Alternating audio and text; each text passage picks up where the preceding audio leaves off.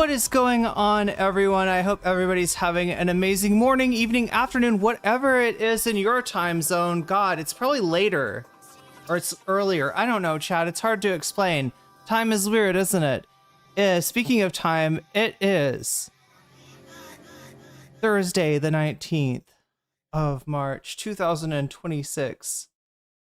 This is NCC TV coming at you live from Sumaru City as soon as the music drops in for me. There we go. We are live, or at least that's how it appears to my senses. Could be a brain in a jar somewhere. Don't know, don't care. Shouts out to all my weasels out there, all my forest creatures, rocking out to the realest of the real synthetic lifeform streamer. Trapped in a cyber brain and body like some kind of ghost in a half shell in this late stage hyper-capitalist dystopia. Forced to exist in this twilight realm to pay off my debt to society and my student loans. I hope you're having a good day, whoever, whatever, wherever, and however you are. We're about to jump right into it here on twitch.tv, youtube.com. High risk, high reward, high on life. Or whatever simulation, simulacrum, simultaneous, spontaneous singularity of consciousness this is, was, or will be sometime in the not too distant cyber future. Yo, we're back. And we honestly should have been back yesterday, chat. I said I wasn't gonna watch Steel Ball Run until I found out that I get to watch it earlier. I get to watch it a day earlier, right? Actually, I think anybody can. I think it came out early before, you know, like it comes out in Japan. It's like one of those things. It's like rolling.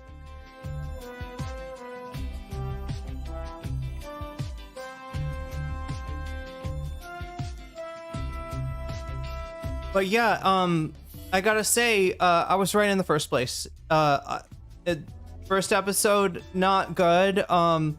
Kept a lot of what was wrong with the manga. Something real noticeable, a certain character's plot line, right? And honestly, I don't know how people are like, it was bad. Like, just bad beyond belief.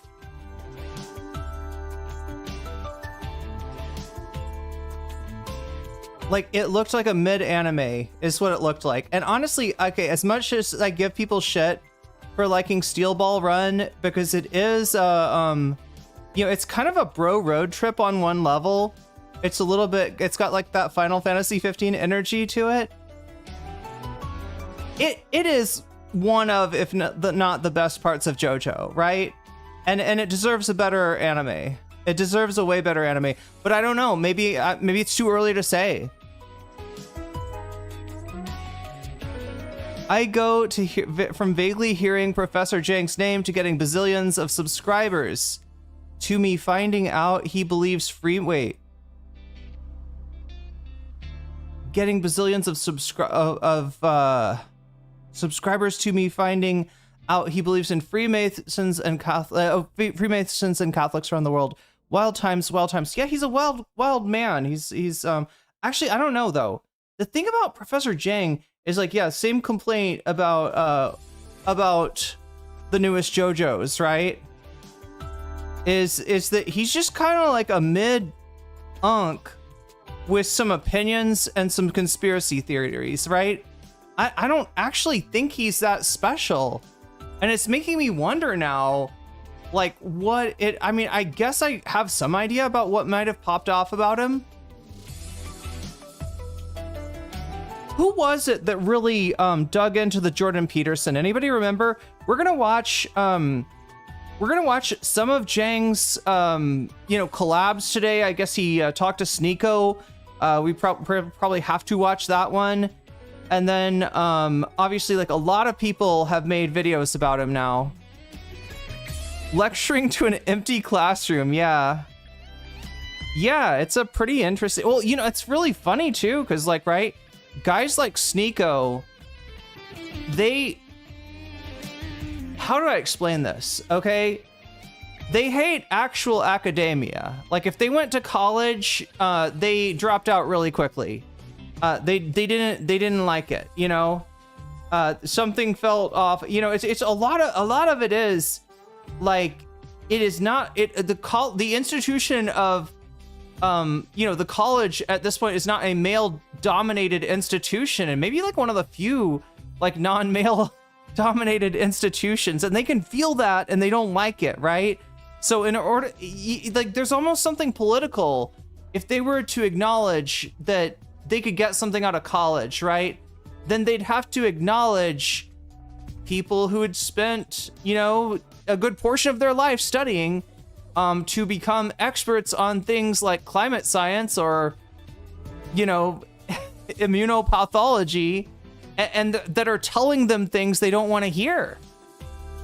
Or even nutritionists that tell them, no, actually saturated fat is not good for you. It's not good for you, right? Like, no, I need Jordan Peterson to tell me an all meat diet. You may check it out because you've been in a road trippy mood. Well, yeah, Ghost ATW, I don't know. It is, look, it's, people love the manga, and people that are fans of JoJo's, a lot of them are like, say that one's the best. It's definitely apples to orange. You know, every JoJo part is so different. It's like it follows the same family technically, but that's about it. and so like it's so many ex-academics couldn't handle the heat and left the kitchen, turn out blaming others. Well, I mean, that is kind of Jiang's story. Yeah, I'm not talking about, when I'm talking about like people that like left college, no, I don't mean like ex-academics or anything like that. People that, you know, got their degree and then, you know, didn't publish enough, or you know, could not you know, find the job that they wanted, or I'm not talking about that. I'm talking about like people like literally freshman year, they go in, they take freshman, they take like English composition, right? They take some, you know, like just a general grad class, a class that everybody's going to take. That's like, how do you write an essay? Because you're going to need to do this. You're in college now. You're going to need to write some essays. Guess what? We got some books, and you're going to read these, like, you know, these short little, you know, books to sort of get you into the feel of things, and then write essays about them. And like, this is where a lot of people are like, you know, because they're getting taught by TAs, and the TA is going to absolutely reinforce the stereotype that a guy like Sneeko has about academics, college kids, or just like, you know, in general, right? And they feel like, you know, well, like if I were to take this seriously and go through with this, and you know, I'd be like bowing down to this, you know, this thing I don't accept, right? How could this person with a nose ring be smarter than me? Maybe they are using big words that I don't understand, but maybe those words, maybe they just made them up. Maybe I don't have to learn that stuff. Maybe it's all bullshit, right? That's what they teach them. That's what they teach at Dr. Peterson's. You know, it's almost like not an academy, not like a school though. Like, Peterson loves stories, especially if those stories happen to be a Disney movie. He loves to go into like, you know, stories and try to, you know, glean some psychological or spiritual insight from them. How about Pinocchio, right? If Pinocchio was the fairy tale that Dr. Peterson was in, he would be like the fox at Pleasure Island, right? Like, it's literally like, that's what he's doing, the thing where he's like, nah, you don't need to go to college. You can learn everything that you need just from fucking Disney stories, and then use like vague allusions to Carl Jung in order to interpret them. And they feel smart because that's like that's more engaging than you know, anything else they do. And people are hungry for this. People do need this, right? Even people who shit on the humanities, right? Even like business majors who are like, oh, I'm not taking a course in underwater basket weaving. I want to learn how to make money, right? Later in their life, they hunger for some sort of intellectual experience. And since they're sort of just not cut out for that, they didn't learn the humanities, at the time that they, when they could have, they're stuck with the lesser sort of gods of Peterson, Shapiro, and now Professor Jiang. So yeah, it's another long tradition. It's a long tradition. What the hell are we talking about? Good question. We're talking about Professor Jiang. You might have seen him on your timeline. He supposedly predicted all world events leading up to the Iran war, right? And in reality, these were easy calls to make. If you said that, if you said in 2024 that it looks like Trump is going to win, that's not a hard call to make. If you said you think they're going to do an Iran war, well, they've been wanting to do that. Now they got a willing guy.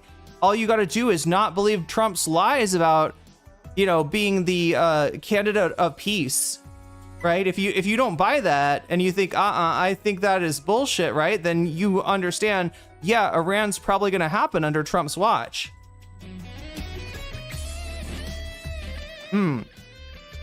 Never forget that Peter Thiel is really big into the humanities and is still evil. Oh my, well, I mean, look, a pair of Salamanca, if being into the humanities in and of itself made you a good person, then Professor Jiang would be a good person. That's the one thing he kind of does know about, right? He's a big fan of like Dante and Milton, and he was an English lit major, right? And that seems to be, if I was to say the one thing that he kind of knows, other than he does, have a what seems like a good sense of the, I would say, the geopolitical, like the broader geopolitical field of play, right? What's going on right now internationally, right? Obviously, his understanding of American politics a lot. I don't want to shit on it, right? Because what's my understanding of Chinese politics? Nothing, right? What's my understanding of Thai politics? Virtually nothing. So, but no, he is trying to talk about it. And no, I don't think he understands American politics when he says that he thinks an Iran invasion is going to have a rally around the flag effect. You don't know, the United States of America right now, okay? You don't understand. If you think that the thing about this war is it's only going to get less popular, and it started off historically unpopular, right? So acting, thinking that somehow the Iran thing, because Jiang predicts that it's not going to go well, right? That the United States is not going to achieve its strategic objectives, and that Iran very likely may achieve its strategic objectives, including destabilizing the world economy, to teach the United States, its Gulf state clients, and Israel that you play this game and you will hurt. You will hurt the world economy, right? I mean, that part is, obvious. I don't know, if he understands how badly this war would go, and I think he just doesn't understand where the United States is at as far as Trump. Anyway, so yeah, but he does know geopolitics, and he does know great books, or certain great books, right? He's a Dante fan.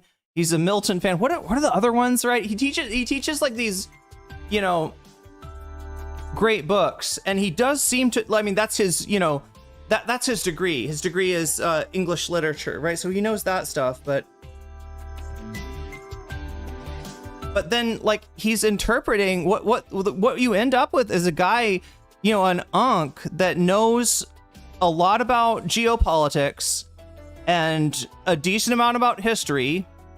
All right. And likes to interpret things the way that we do in the humanities, right? And look, the humanities when I say interpretation, right? I'm talking about reading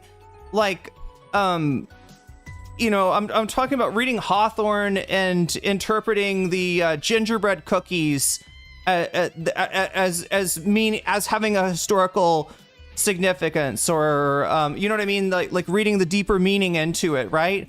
That's what he does with history, and he's fundamentally starting from a point where he feels like the material reality is the creation of the mind, of consciousness, rather than the other way around. And a lot of what he does, right, with his semi-competent knowledge of history, his fairly competent knowledge of geopolitics, is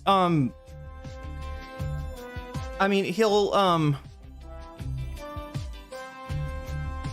Anna Kasparian, yes, we got her on the we've got her on the bonus content now. The one thing that I didn't put on bonus content tonight that I meant to, I truly meant to add this on bonus content, because I know a lot of people are talking about this, and apparently it's really funny stuff, is Afro Man.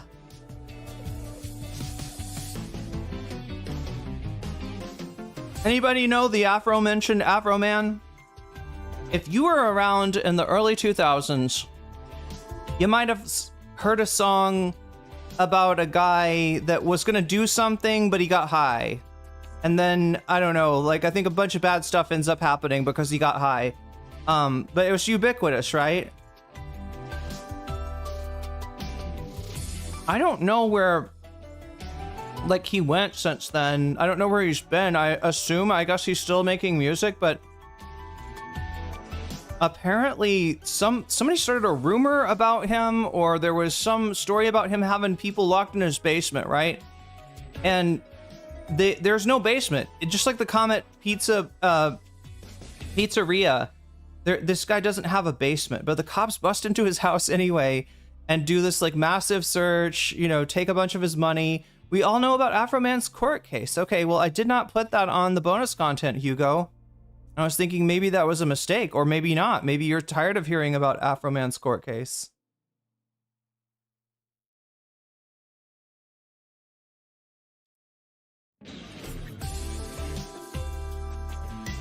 Jiang is crazy, but calling him a Nazi is out of hand. Who's calling him a Nazi? I'm kind of interested in all this discourse around Jiang. Who is saying he's a Nazi? We did see him do some Holocaust revisionism, I would say. I mean, if I'm being technical, maybe I don't call it Holocaust denial because he didn't like say the words, but he's clearly like leading his audience to a certain understanding, and he is absolutely, I would call him a Hitler apologist, right? Oh, Cavernacle? Yeah. I mean, I don't know though. I mean, the guy is a Hitler apologist. The guy is literally, and it's a weird thing too. I don't understand why he'd do that, right? He's got this really strange conceit where, like on one hand, like, you know, he does take grains of truth, right? There was conversation, there was dialogue between the Nazis, and I don't remember if it was the Haganah but it was one of the three militias that started that eventually formed the IDF. There was conversation there, right? That doesn't mean that the entirety of Zionism was interfacing with like Nazism in like a positive way. That doesn't mean that they had it like all worked out between them or anything like that, right? Which is how Jiang kind of represents it. But he starts out from there, and he and then he says that so that the Germans and the Zionists were working together because what did they want? The Germans wanted the Jews out, and the Zionists wanted the Jews to, you know, come to Palestine. And so on one hand, he's like, so we know this, like okay, so he's anti-Zionist, right? He's anti-Israel. That part's pretty clear. I think that's why a lot of people on the left find this guy and say, yeah, he's pretty cool, right? He will say, you know, the true nature of the conflict in Iran, the true motivations for the United States and for Israel, you know, he will correctly identify the U.S. and the Israel as being, you know, the imperial forces here. But then, you know, so here's what confuses me, right? If he's like, okay, so he's like, Zionists bad, Zionists worked with Hitler, right? Again, stretching out something that really did happen, but kind of representing it in a way that's a little bit exaggerated, right? But then he'll say shit. He'll say that Hitler just wanted to be left alone. That's the kind of shit that I think everybody, where it's hard for, unless you're Sneeko, you're not buying that, right? Hitler just wanted to be left alone, right? He reframes World War II as if Hitler and Germany were attacked, right? Which they did feel attacked from World War I. They felt like that some kind of forces, you know, read the Jews, had brought about a loss in World War II that should have been for Germany a win, because up until the last little bit, for the public, for the people of Germany, they thought they were winning. They thought they were winning. They did not know what to make of the surrender, right? The surrender was not, they were not prepared for, you know, their country surrendering.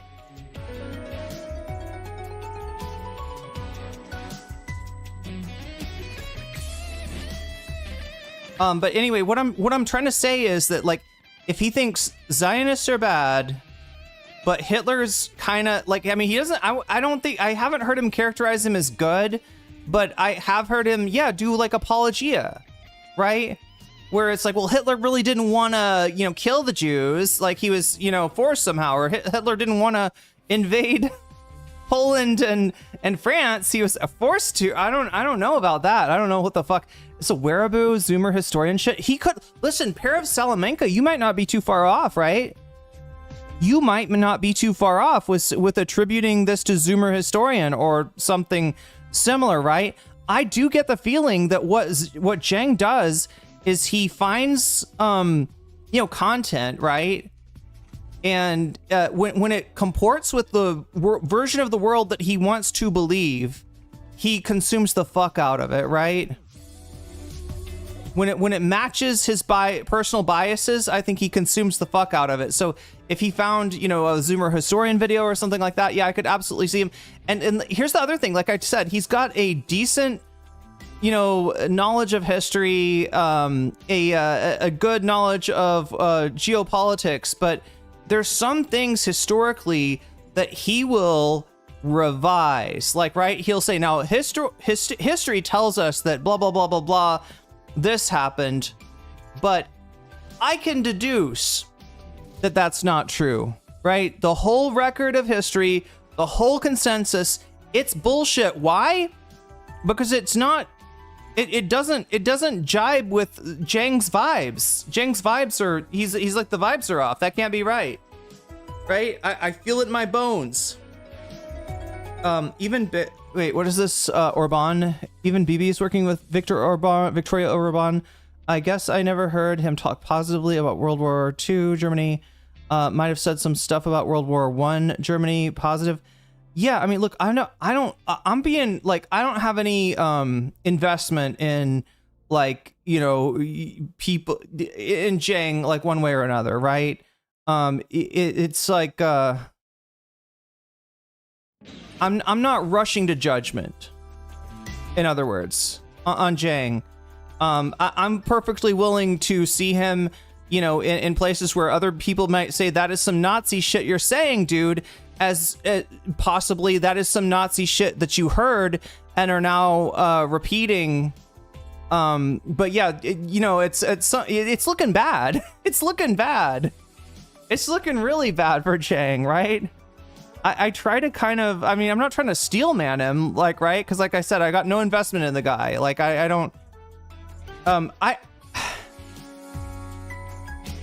I do kind of wish that, like, I do think there's like a role for some kind of left-wing, you know, I don't know, Jordan Peterson figure that he somewhat fits.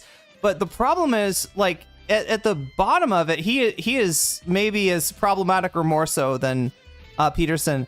Secret society stuff is legit crazy, but like Ancient Aliens to me, the problem I have with his secret society bullshit, Jeddah, is that he never actually goes into it. Is my music too loud, chat? I feel like it is. I'm like, so he will just say, and why is the state of Israel doing this? Because it's controlled by the Frankists. Who are the Frankists? They're a bunch of heretical Jews who decided that that God really likes it when you sin and sin boldly, and so, like, a lot of the stuff that they do is like, you know, evil would be regarded as the rest of the world as evil. I just want to see some proof or some discussion, or like, how are they running this, or any. It's literally a thought terminating cliche for him. That's what bothers me. I am willing to entertain the notion that there are, you know, groups of rich people. Some of them could be in the form of secret societies that have inordinate power and are, putting their thumb on the scale in a bad direction for humanity. I'm perfectly willing to entertain that notion, but fucking show me, okay? And realistically, you know, it's not going to be like the Illuminati. It's going to be like, you know, this guy and his, you know, followers that were influenced by the Illuminati, right? It's like, that's a thing. He never offers anything that you could even hold up to scrutiny and be like, okay, was it the Illuminati? Let's take a look let's take a look at this.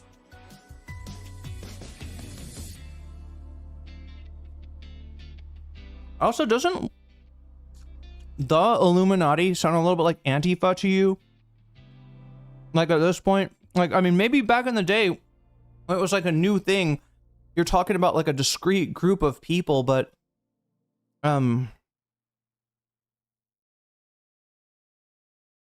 I don't feel like he gives us anything that we can even hold up to scrutiny to say, you know, to entertain his theories, right? You want to offer a different interpretation for, you know, why history is the way it is. You know, give me something at least, right? It's just a thought terminating cliche. I still don't understand how anyone is anti-pho. Pho is fucking delicious. Yeah, you know, god damn it, that's the one thing I've noticed about Thailand, that I don't know, I don't want to say it bugs me, because it's like, you know, whatever, it is what it is, right?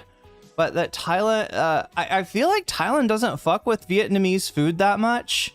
Whenever I've talked to Thai people about Vietnamese food, they're like, you like that food with like zero spice whatsoever, that stuff, yeah, that food,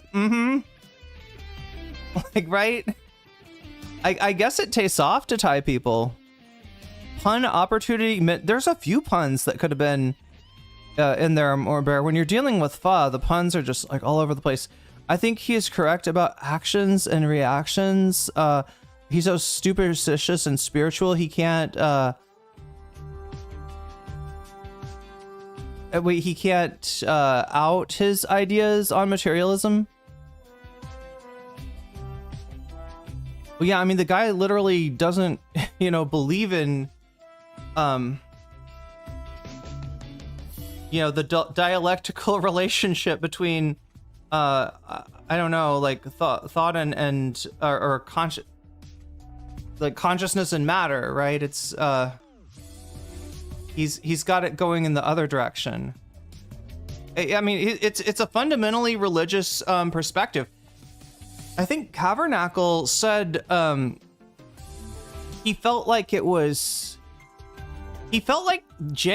had like a somewhat, it was like a medieval mindset, right?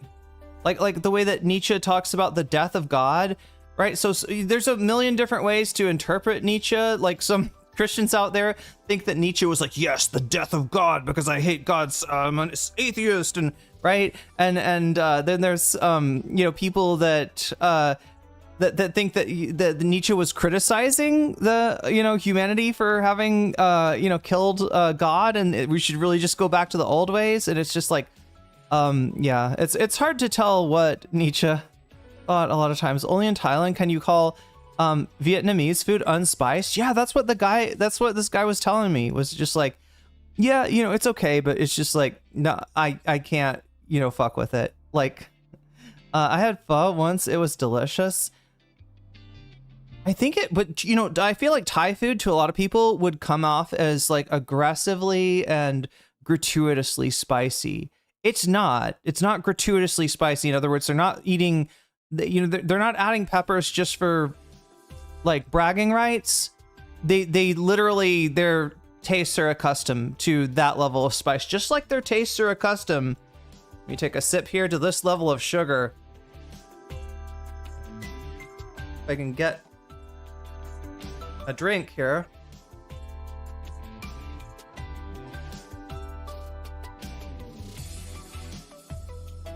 Oh God, yeah, no, good point. Magenta is pointing out the February Revolution wasn't a communist revolution. Jiang used it as evidence between his theory. That is a wild conspiracy theory, right? And he offers like the evidence is threadbare. Again, why doesn't this guy doesn't believe in evidence? If you want to make a claim, okay, even if it's a ahistorical claim, okay, fucking offer your evidence, right? Did everybody get things wrong? That, you know, sometimes that happens, you know, more often than not. It's just, you know, somebody being a crank, but like, you know, show your evidence. Let's entertain it. But yeah, he doesn't have anything for like this accusation that the freaking Bolsheviks were working together with some capitalists, some bankers, I think. Yeah. And I mean, does this not reek of Judeo-Bolshevism? Chat, I'm trying to drink some freaking tea here, but like there's, oh my God. I keep on slurping up like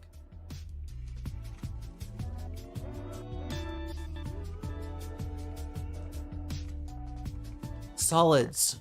Damn. There's some kind of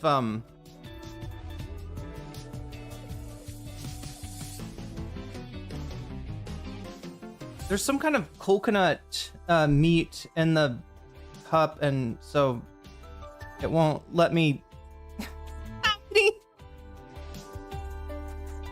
like I'm trying to slurp it and it's like nope.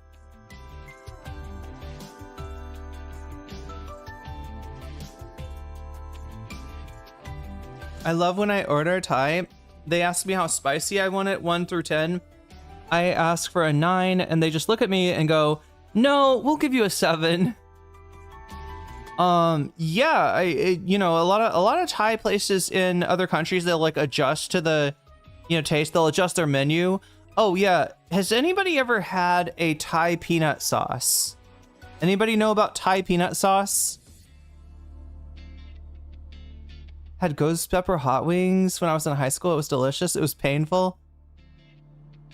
Larb, yeah, larb is legit. Larb is eaten here, but yeah. So Thai peanut sauce. I hate to break like everybody's heart, but it like low key does not exist. All right, there's no peanut sauce. But if you get like a fresh roll that's made with like Thai basil or, you know, and stuff like that, and you dip it in the peanut sauce, it will taste really good, right? But it's not something that it's something they kind of added, right? In Thailand, when you get pad Thai, there's not like any kind of peanuts in the sauce, right? The peanuts are like sprinkled on top of it, right? So and in general, in Thai, when you get peanuts, they're like whole. It's like the whole thing of like, you know, a peanut sauce or like a kind of peanut buttery. I mean, it's good. It's good. We've been lied to. Yeah, sort of. I mean, I certainly haven't seen it. I'm sure, you know, sure you could find it somewhere, but yeah, it's not really that much of a thing. But yeah, larb is definitely a thing. Here. Ordered Indian food once, 7 once, and learned how wide I am. No satay. Oh, that's like street food. Wait, when you say satay, you mean like these guys, right? Like the skewers. Because I've actually gotten something called satay in the US that like doesn't.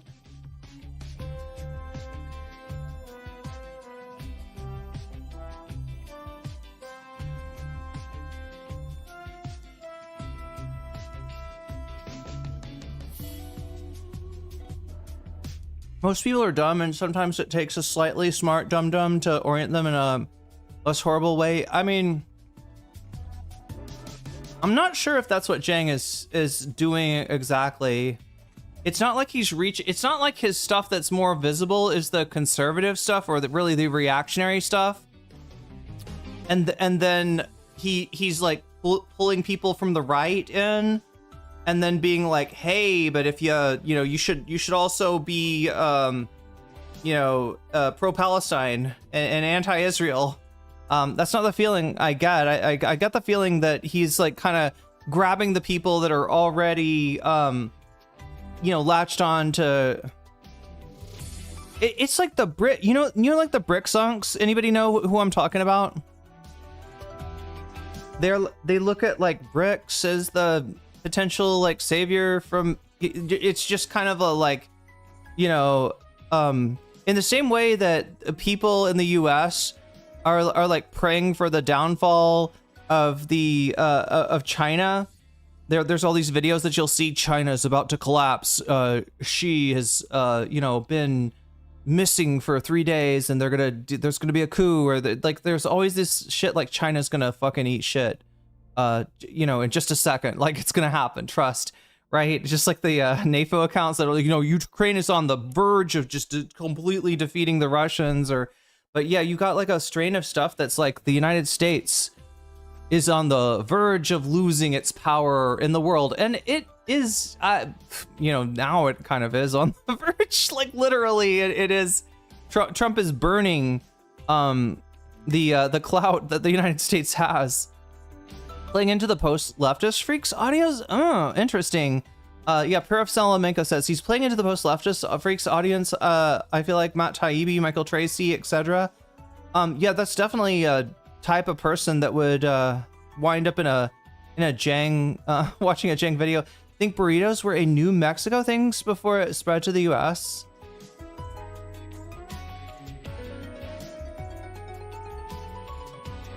You can find some burritos in Mexico, but it's like a reverse transplant situation. Is he doing unhinged anti-capitalist propaganda? I don't know I don't know what it is. I mean, his whole conceit is that capitalism and communism, they're all part of the same thing. And it's bad, right? And so what are you left with, right? Feudalism? I mean, honestly, that's the feeling that I get. Not in a Peter Thiel like neo-feudalist sense, like not where he's like cheering it on. But well, wait, no, he kind of he wants to unkill God. That's my feeling. And the whole point of Nietzsche was you can't, right? Nietzsche was not saying, religion fucking sucks, kill God, and nor was Nietzsche saying, wow, it really sucks that the Enlightenment killed God. We better like go back to the previous version of things, right?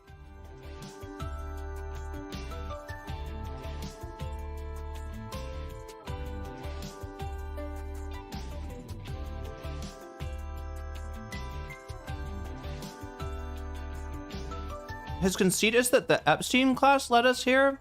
I mean,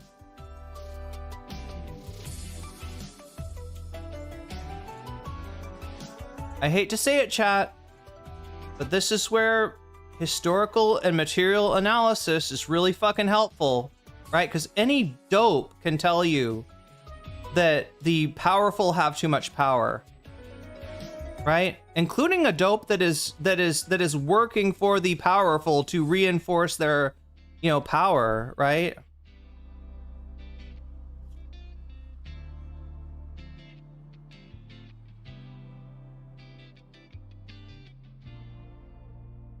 It's nihilism for leftists. I don't know. I don't know how much of it is like for leftists. I mean, I do see leftists kind of getting into it. I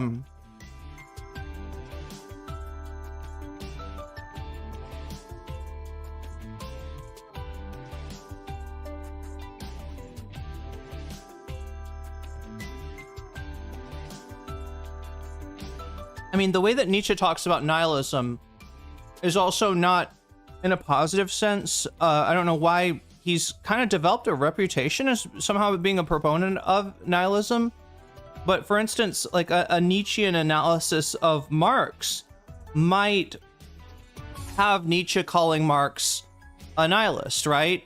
A Nietzschean analysis of modernity would see the current order of things as nihilistic, and what Nietzsche meant by nihilistic is that is almost like anarchistic, right? That there is a lack of hierarchy.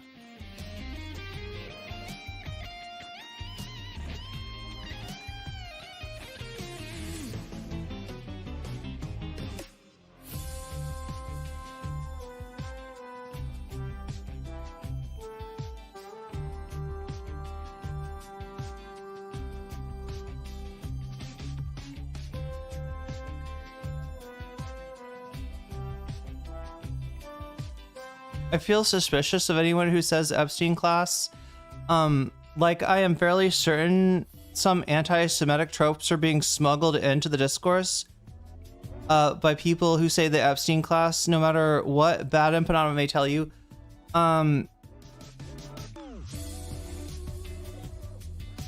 It is very likely that some anti-Semites, when they say the Epstein class, they might as well be saying the Cohen class or something similar, right? Or like they're basically the Jewish name class, right? They're using it like that. I'm sure. Obviously, Ro Khanna, I think, is the one who coined that term. Am I right about that? Was it Ro Khanna that said that first? Oh my god, do I not have a... I could really use a hair tie right now. It's that whole thing where I like sit down. I sit down and my hair makes me hot.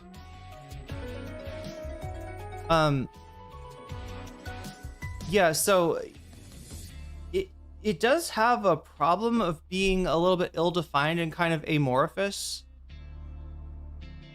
But it also does correctly identify that amongst the powerful, and I mean in this society, powerful by wealth or connection to wealth, proximity to wealth, right?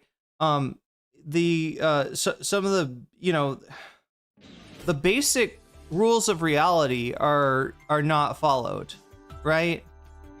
The rules that all of us are supposed to follow or expected to follow, that there's people, getting a pass and even using the defiance of, I mean, this is where Jiang almost has like a point, right? Where I said that the wrong way. Let's not do the drill tweet, right? You got to hand it to him. You, in fact, do not have to hand it to them. In fact, you should not hand it to them. But,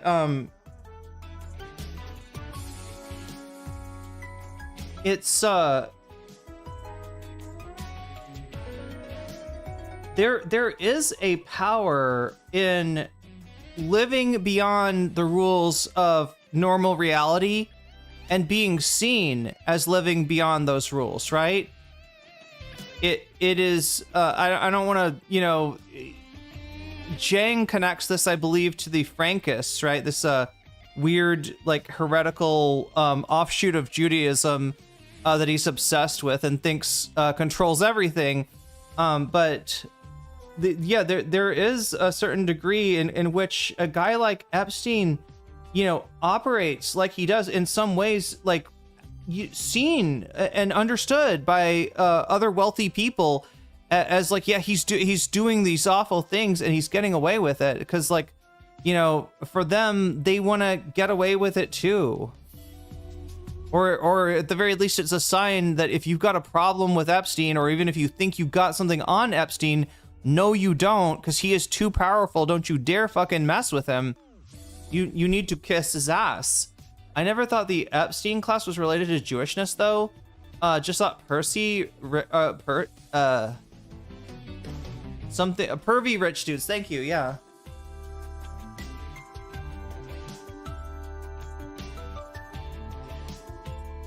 You shouldn't be saying the Epstein styles class is what I'm getting at. I think you should be saying the bourgeoisie. Well, you know, the problem is, pair of Salamanca, that to you and I, the word bourgeoisie means something, right? But to the average person, it means bougie. It means you like expensive things, right? If you're not good with your budgeting, you're bougie, right? If you bought dinner from the expensive place, you're a little bougie. You're a little bit bougie, right?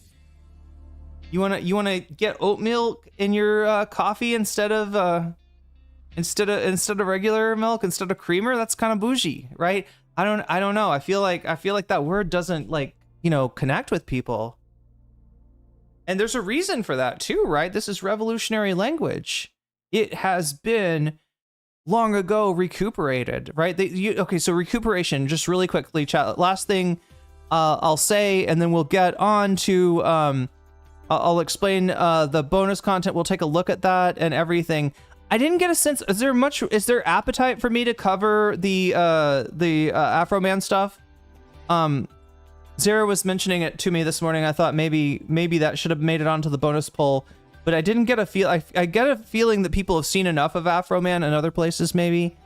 But anyway, we're gonna be doing possibly some bonus content. Chat. We did a lot of bonus content last stream, right? We did actually three bonus segments, and you got a chance to do 4 today if you want to, right? We've got 4 bonus topics on offer after I finish the Jiang stuff. Don't worry, I'm gonna give you the Jiang stuff. But that's the free half of the show. You get the free half of the show no matter what, okay? We also have a fun half of the show that happens when people support the stream, right? And that is when the bonus meter climbs from 0 to 1. Then I stick around a little longer and I cover another topic. What topics am I possibly covering? Well, you can look right now on the YouTube stream, nocommentchick on YouTube, click on the stream, and there's a poll there. Those are the items. Let me go over those with you really quick, just tell you what we got on tap, right? Right now we're at 0 out of 100, so got 100 more points to climb if we're gonna get any kind of bonus content today, but let's see.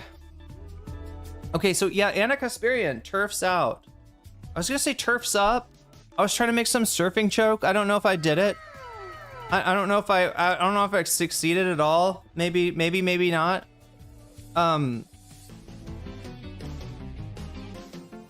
Narwhal by nature. With the 5 gifted memberships, and reminding me too that I need to, oh yeah, that's the other thing. God, you reminded me of a couple of things. Let's see, put a butterfly in. Oh wait, I gotta make it, butterfly emoji.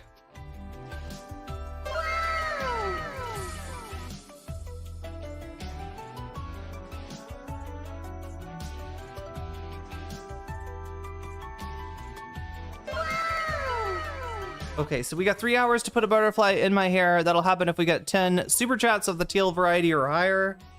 And we got some weasels to call out right now. Ghost ATW, you just got weaseled. EZZB, you just got weaseled. The Lax, you just got weaseled. Eco Socialist, you just got weaseled. And Theatrics of the Absurd, you just got weaseled, and that's a good thing. Nice. Yeah, and it could be a really good thing, chat, because I have been reminded, actually by none other than Ethan Klein, that in addition, right, so like I said, you got 4 items to vote on. Vote on the one that you want to see as bonus content. If we get to 100, we're at 15 right now. If we get to 100 on the bonus meter, I will stick around and do one of these topics. If we get to 200, I will find a way to cover 2 of these topics, top 2, right? If we get to 300, top 3, etc, etc, etc. I also, like, if we scroll down here, there's other stuff on here, right? So, you don't see this on the poll on YouTube, but you do see that right here it says Vox Populi, okay? And that's when you donate you can let me know in the chat, you know, whether it's a super chat, super sticker, if you get yourself a membership, if you gift a membership, if you support me on Throne or on Patreon, or if you support me on Twitch, you know, like all that stuff counts as towards the bonus goal. And if you let me know in chat which of these topics you want to see, I will take your donation, turn it into a percentage, and then put it on the topic of your choice, right? So it'll give it a little extra zhuzh, a little extra push, a little extra, well, just points that get added at the end of the stream to maybe put that topic over the top, right? That's a possibility. Now, if you say Vox Populi, what you're saying is you're like, you know, I think that we should kind of just do whatever people are voting for. Donors be damned. And that's what you're damning the other donors with your Vox Populi. You put a big log jam in front of them. They're trying to, you know, they're trying to buy the poll, and you're like, I'm not going to let you do it. I am on the log. I'm walking backwards, right? I'm doing the whole, what is it called, chat? The logging guys on the river. I don't know. There's a whole history behind that, isn't there? So it's a rich cultural tapestry or something. Anyway, chat, lumberjacks. What can I say? If you want to be a lumberjack and jack the lumbers of those, wait, no, I'm sorry, I'm saying it wrong. If you want to jack their lumber, you can say Vox Populi instead, and your donation will actually make it harder for the poll to get interfered with. Now, if I scroll down a little bit more, I see video game stream, and what the fuck is that? I don't know, but it's at 400. What does that mean? What does that mean? It means that there's 4 video game streams that I owe you. And I also really want to play a certain video game right now. I got a video game burning a hole in my pocket. I don't know how to say this, chat. But a video game that I very much want to play. So we got to find some time for that. And I got to figure out a way to do it. Because my fear is, here's what I've come to, chat. I need to schedule the video game stream ahead of time. And for about a week, right? I need to schedule it a week out. Why do I need to do this? Because I want all the gaming frogs for a whole week of streams to hear that I'm going to be gaming on this and this day, and they should be there. Because like otherwise, right, I feel like what happens is I do the video game stream. There's people that like were like, let me donate to the stream, but also I want you to play video games. And they're not getting video games, chat. And I'm afraid that if I just am like, okay, today's video games, then people are going to, because, you know, let's be real. Most of you aren't here for video games. You're here for whatever else the fuck I do every day. What I do every day, right? That's what you're here for, right? So I get that, right? But also, you know, video games are fun. It's good for me. It's good for my mental health, probably, to play a few video games now and then. And some people really like it. So, I need to make that happen. And you know, the ways that I've come up is to like, so I gotta set a day. I gotta set a day, set a time, make sure that I can stick to it, make sure that nothing weird happens where, like, I don't know, I have to go and, you know, do something. You're here for it? Awesome. Right. The other thing I thought about is maybe doing like members only streams, but then I realized I haven't been streaming enough. We don't have enough members, so yeah, thank you, Narwhal, for those 5 gifted memberships. Wait a minute, what am I trying to do here? There we go, pop out chat. Getting us started today on the bonus content, on the quest, the epic quest for bonus content. There we go, like that, and like that. And we are just about to get into Jiang here. Okay, let's see if I've got this working.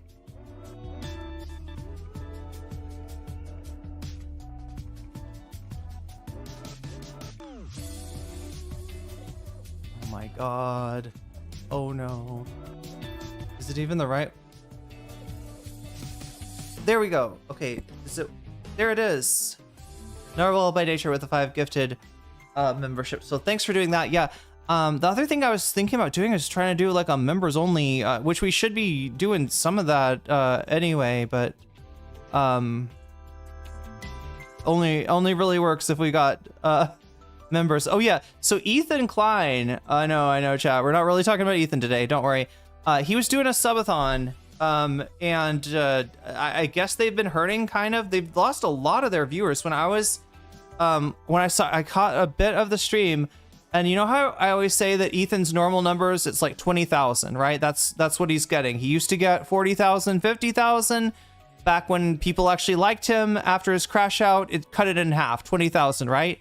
He is now down to, last I checked, 14,000.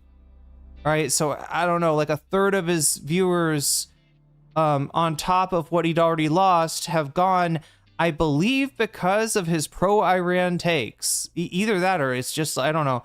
I saw the little bit of the stream I saw, the vibes were off. They were fighting, like the crew was fighting Ethan.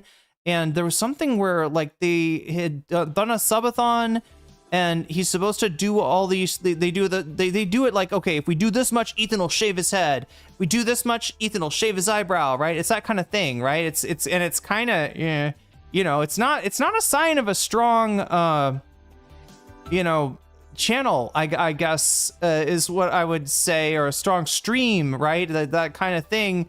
This is the kind of shit you see on Kick, right? You go through a Kick stream, and there's some guy in a dog cage, and it says like $1, I'll blow a kiss, $2, I will bark, $3, I'll eat some dog food. It's fucking crazy shit, right? And that's what Ethan is doing. But you know what it was though, Ethan didn't want to do the. He did not want to do. 9846 super chatted $10. Yo. I'm rich this month and I appreciate you. Vox Populi. Well, Hugo, I appreciate that you're rich, and thank you for the Vox Populi support. And also, yeah, the voters are gonna thank you for that too, because they are looking for some Anna Kasparian. That's what they're out for, right? 51 of you have voted so far. Thank you for the super chat, Hugo. And wait, that's not a Bob's Burger reference, is it? No way. No way. I'm seeing things, chat. I'm seeing Sam Cedar everywhere. He's taken over my reality, just like he did to Steven Crowder that one time. Anyway, second place, we have Drunk Alex Jones. Oh, we got some discerning voters here. Drunk Alex Jones crashes Timcast. This shit's crazy. I'm not even kidding. He's not a little bit drunk, chat. He's a lot drunk. He's barely able to talk. So the story is that Tim Pool is traveling. He is away from his studio because he's scared or something. I don't know what's going on at the Tim Pool studio, chat, but bad stuff, and Tim can't be around while it's happening, I guess. But he's gone to Austin. He's taken his show on the road, and Alex Jones just, I guess, dropped by, but guy is wasted, right? I think it's Sam Cedar explained that he thinks that Tim is trying to maybe get on Rogan. That if he's there for long enough, that Rogan will have like one day when he's like, I don't really have anybody coming in today. Oh, Tim Pool. We get like, I don't know. Is he really, is he desperate? Something like that, chat. Shut it down, Hugo. That's right. White girl wasted. Is that what Alex Jones, did he get white girl wasted? Suspect it was more than alcohol. That's a possibility too. Anyway, the Majority Report watched a little snippet of this. We'll try to see if we can maybe watch some more. I would love to just like, you know, like, I don't know, unless it's like 2 hours, chat. I would love to just watch the fuck out of that, honestly. I am a little bit on a time limit today because of the Thai class that is coming up, like the Liver King. Wait, what is oh god, the Liver King. I never covered him again. I covered him when he was relevant, right? But the Liver King's just getting worse and worse and worse. Trying to conflate the Epstein class with anti-Semitism seems like Hasbro to me. It's literally a specific guy's name. There are much more Semitic sound. Yeah, exactly. Yeah, if it was trying to be something like that, yeah, there's more stereotypical Jewish names than Epstein out there. So, but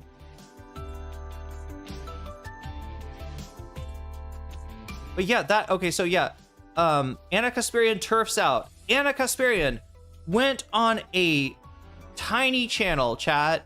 Do you remember the channel that I used to have, Bird Brains? Right, but before the Twitch decided I wasn't allowed to have guests because I was mean to Dylan. Yeah, that is it's a panel smaller than Bird Brains, right? In terms of like nobody's watching it, right? But Anna Kasparian's there anyway, because where there is a gender critical voice, I guess Anna Kasparian is there to support it. So it's two weird turfs, two weird transphobes Anna shows up and goes on their panel in order to cope, and it's sad. It's a really sad chat. This is a channel that gets like you know, they're lucky if they get like 500 views on their video.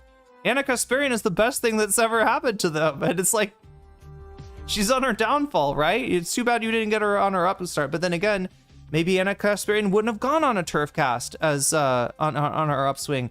That's in first place. Second place, we got Drunk Alex Jones crashing through the Timcast. I think I've explained that one.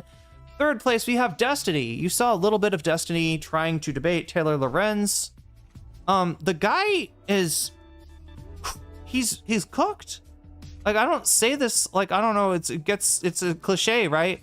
But the man's brain is cooked. The man's brain is not able to debate. It's not able to think. It's not able to process. It's not able to understand simple concepts. And here we've got Destiny checking in on Vosh. He said before, I don't know if I covered this or not, but that he would be interested in doing some content with Vosh again, or talking to him, or giving him another chance, or something. You know, he always puts it like this, that Vosh was this ungrateful orbiter, and you know, just really owes it's like the Nick Fuentes. Remember how he described Nick Fuentes? God, I can't believe Nick's going so hard on me. I mean, I put myself out there for Nick and got him a show on Jump, got him a appearance on Jump Atom, and you know, he really needs to appreciate, like, I bet, you know, it's kind of like that's how he I don't know, I'm lucky he never like thought of me like that, because I actually did get some views from talking to Destiny back in the day, but yeah, he feels like he owns Vosh or something, but instead he is owned by Vosh without Vosh even debating him. That's right, he's just watching a Vosh video and somehow losing to the video of Vosh. That's in third place. Fourth place, we got Wall Street Journal calling Hassan anti-emetic. That's right, Hassan will stop you from throwing up. That's anti-emetic. No, you know what the real world is in there, and you know why Hassan is being called anti-Semitic. It's not for like Hitler apology like what Jiang is doing. It is for the use of the word neocon, right? Actually, I think they mentioned Epstein class too. Yeah, Wall Street Journal's got an article, and they're like, all these words, Epstein class, apartheid, neocon, genocide, these anti-Semitic dog whistles. And the left has got a problem with Hassan Piker, who's obviously an anti-Semite, and yet they still fuck with him. Well, not after this article, I don't know. So Wall Street Journal is coming after Hassan for, you know, just yeah, they think neocon, chat, that was the one that blew me away, right? Because I get where their logic is going, and it really reveals a lot about them, right? So neoconservatism was a movement of former leftists, right? These people, maybe during the 60s, were Trotskyites, Trots, right? And over the course of time, like many boomers, they became Republicans. And the type of Republican they were neocons. They envisioned an overhaul of the Middle East. They looked at it and they were like, too many Muslim countries. I don't know. They didn't like what the Middle East looked like. They wanted to reshape the Middle East in their own, you know, with their own vision. And but the problem was like the American people, they're just not going to let us do that. They don't like it. They don't like Vietnam. They don't like just horrible forever wars. However, are we going to possibly do this? How can we possibly reshape the Middle East? Well, if there was an event that occurred in the United States on the order of a Pearl Harbor type event, then maybe the American people would be amenable to a big ass war in the Middle East, right? And they got their war, the Iraq war. They wanted to do more. They wanted to do Iran. So no, where does the tie-in to anti-Semitic come in? Well, the only thing I can think of, one of the neocons was named Paul Wolfowitz. So I believe there's at least one Jewish guy amongst them. I don't know if I don't know if they were like mostly Jewish. I never really thought about the religions of the neocon. All I thought was, gosh, neoconservatism is a bad philosophy, and I sure hope they don't elect more,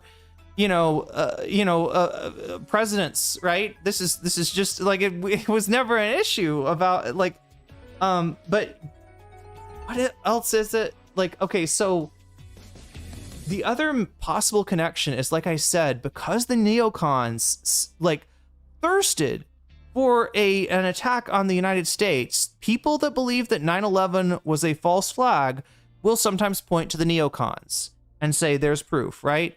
They wanted a Pearl Harbor, they got their Pearl Harbor, right?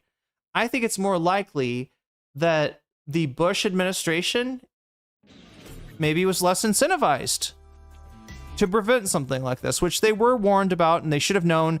And honestly, there should have been a huge scandal for Bush after 9/11. Same as with Netanyahu after October 7th. If you don't like October 7th, then get rid of the guy that let it happen, okay? And I don't mean let it happen like he was like, come on. But in other words, they're not doing their due diligence because they know that there's like a benefit. There's not like, it's don't tempt me with a good time, right? Oh, are we gonna have to go in and do a war? Wouldn't want to have to do that, right? So that's the deal, right? And beyond that, I can't really prove anything, right? Did they want something to happen? Did they neglect things that would have stopped it from happening? I don't know. They were incompetent. It happened under their watch. They should have suffered a political consequence. Instead, they got to rally around the flag effect, right? That's all I can say. So anyway, yeah, that's probably where it comes from. Because yes, with the 9/11 false flag conspiracy theory, you do get a lot of like anti-Semitic conspiracy theories attaching themselves to that, right? Including the famous 4chan meme that I don't even want to repeat, but attributing the attributing 9/11 to the Jewish people, essentially. So yeah, that's what we're dealing with the Wall Street Journal article. I haven't read it yet. I haven't looked at it. I've heard a few things about it. It seems ridiculous. Obviously they're trying, and I would really worry. I do want to caution people to, seeing, look, Sneeko, when he says like Epstein class, maybe in his mind, it conflates to Jew for him, right? For the people that have been talking about this, for the people that are concerned about the virtual impunity that's being exercised, no, it's not about the Epstein class. Is not a covert way to say Jew, okay? And please don't conflate the Jewish people with fucking child molesters. God damn. I don't know if it needs to be said. Who needs to hear this, right? But I don't know what they think they're helping, chat. They think they're helping Jewish people here. They are not helping Jewish people. They are putting, Jewish people into, insane amounts of danger. And yeah, associating Jewish people with horrible stuff. Anyway, neocons are former leftists. Oh my gosh, this is such a good one though. Mods are on that shit, but wait.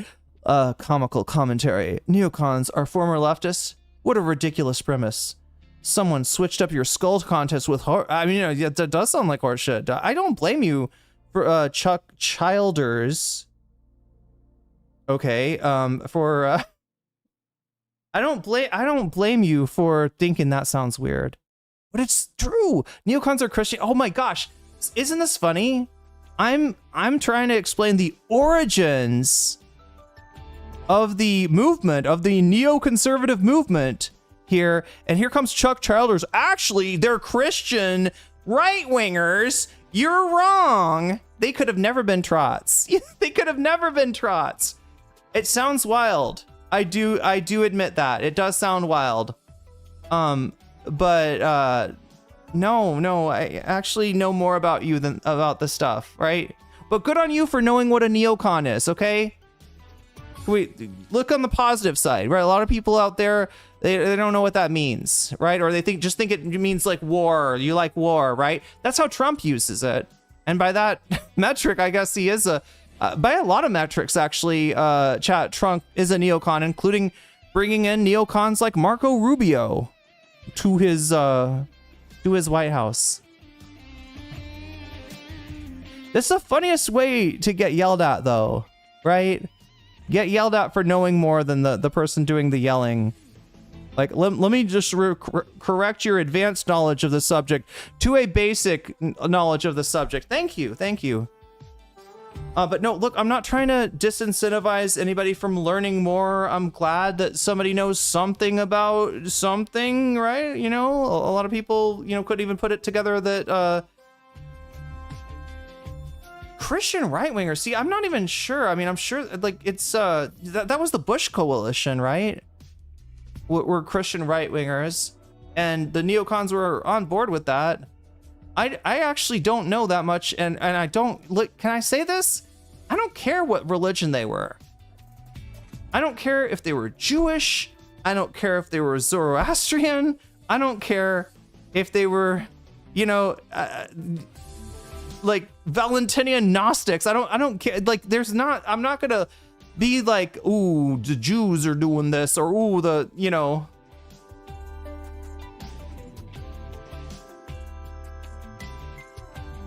The problem with the neocons, for the record, is that they're yeah they are chuds, right? Hippie to MAGA, QAnon, what a trip. Yeah, I don't know, chat. Would you care if they were Scientologists? If they were, yeah.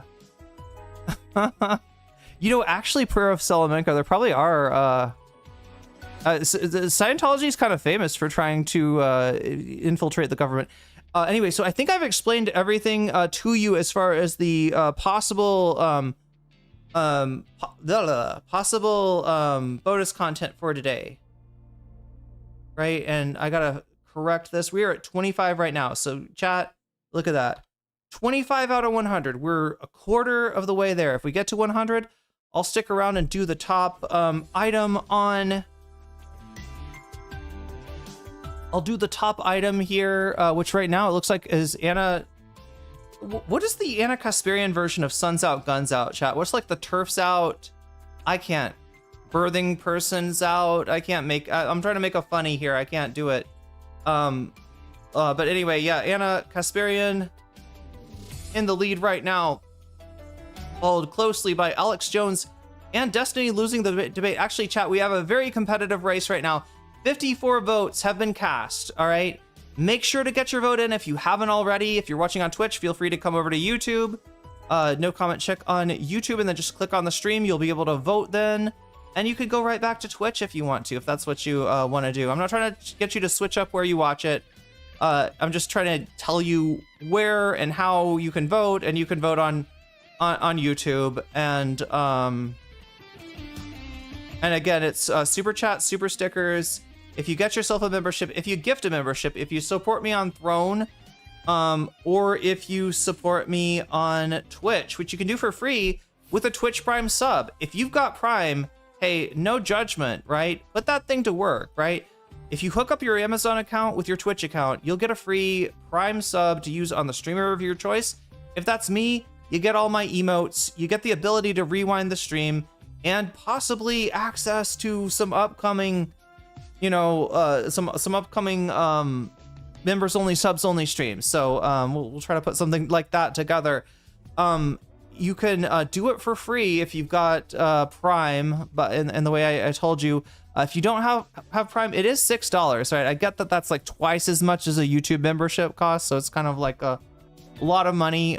There is some chance though, okay, that you might still be able to get a sub just by being active in chat. People can and do sometimes gift subs to random people or not so random people in the chat, and your best bet at that is just to be in the chat, making good takes, just, you know, being active in chat, right? Because when people do that, they sometimes look at like who is in chat, right? So that's your best bet there. You might catch a gifty if you're lucky, if somebody's feeling generous, because it is a very generous thing to do. And of course, bits also count. So all that counts towards the bonus goal. If we get the bonus goal up to 100, I stick around and do the top item. 200, I do the top 2 items, etc., etc., etc. Of course, when you do donate, you can let me know in the chat if you want to support one of these topics, or if you just want to say Vox Populi, or if you want to remind me that I fucking owe you video games. Chat, I said I would set for... okay, we'll get started with our first Professor Jiang segment. All right?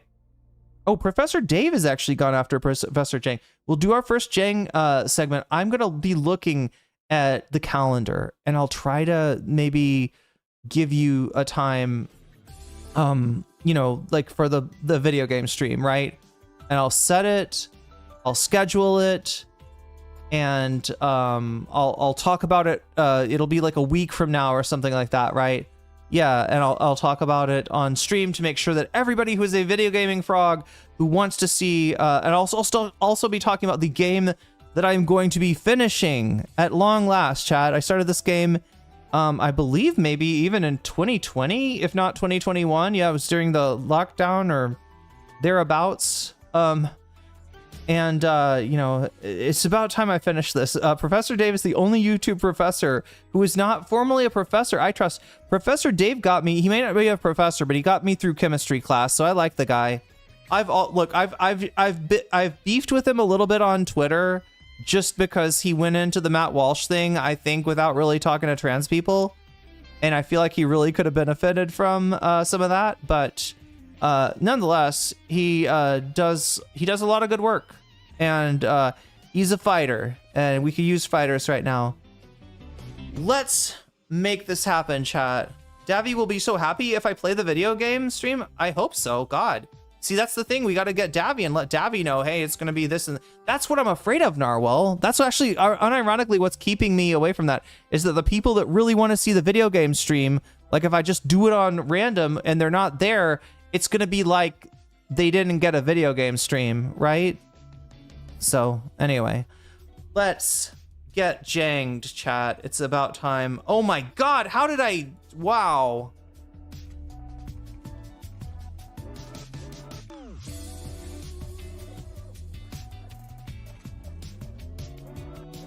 I didn't realize I'd been going for 2 hours. That's crazy, chat. We don't have much time. We gotta go.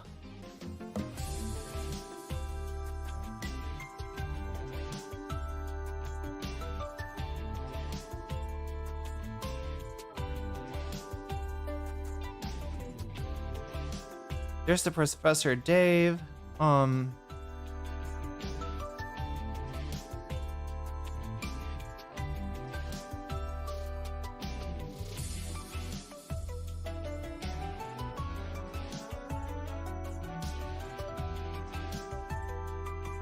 here we go. We'll start off with Jimmy the Giant. Everybody remember this guy? Right.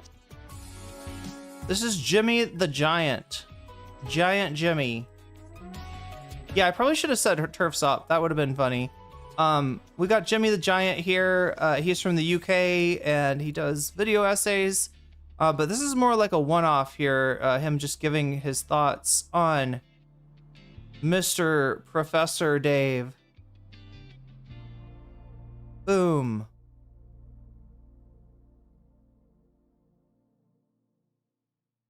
So yeah, I think it's like a second channel deal we got here with Jimmy the Giant. I just wanted to see what his thoughts were because I have not seen, we haven't really heard from him in a little while.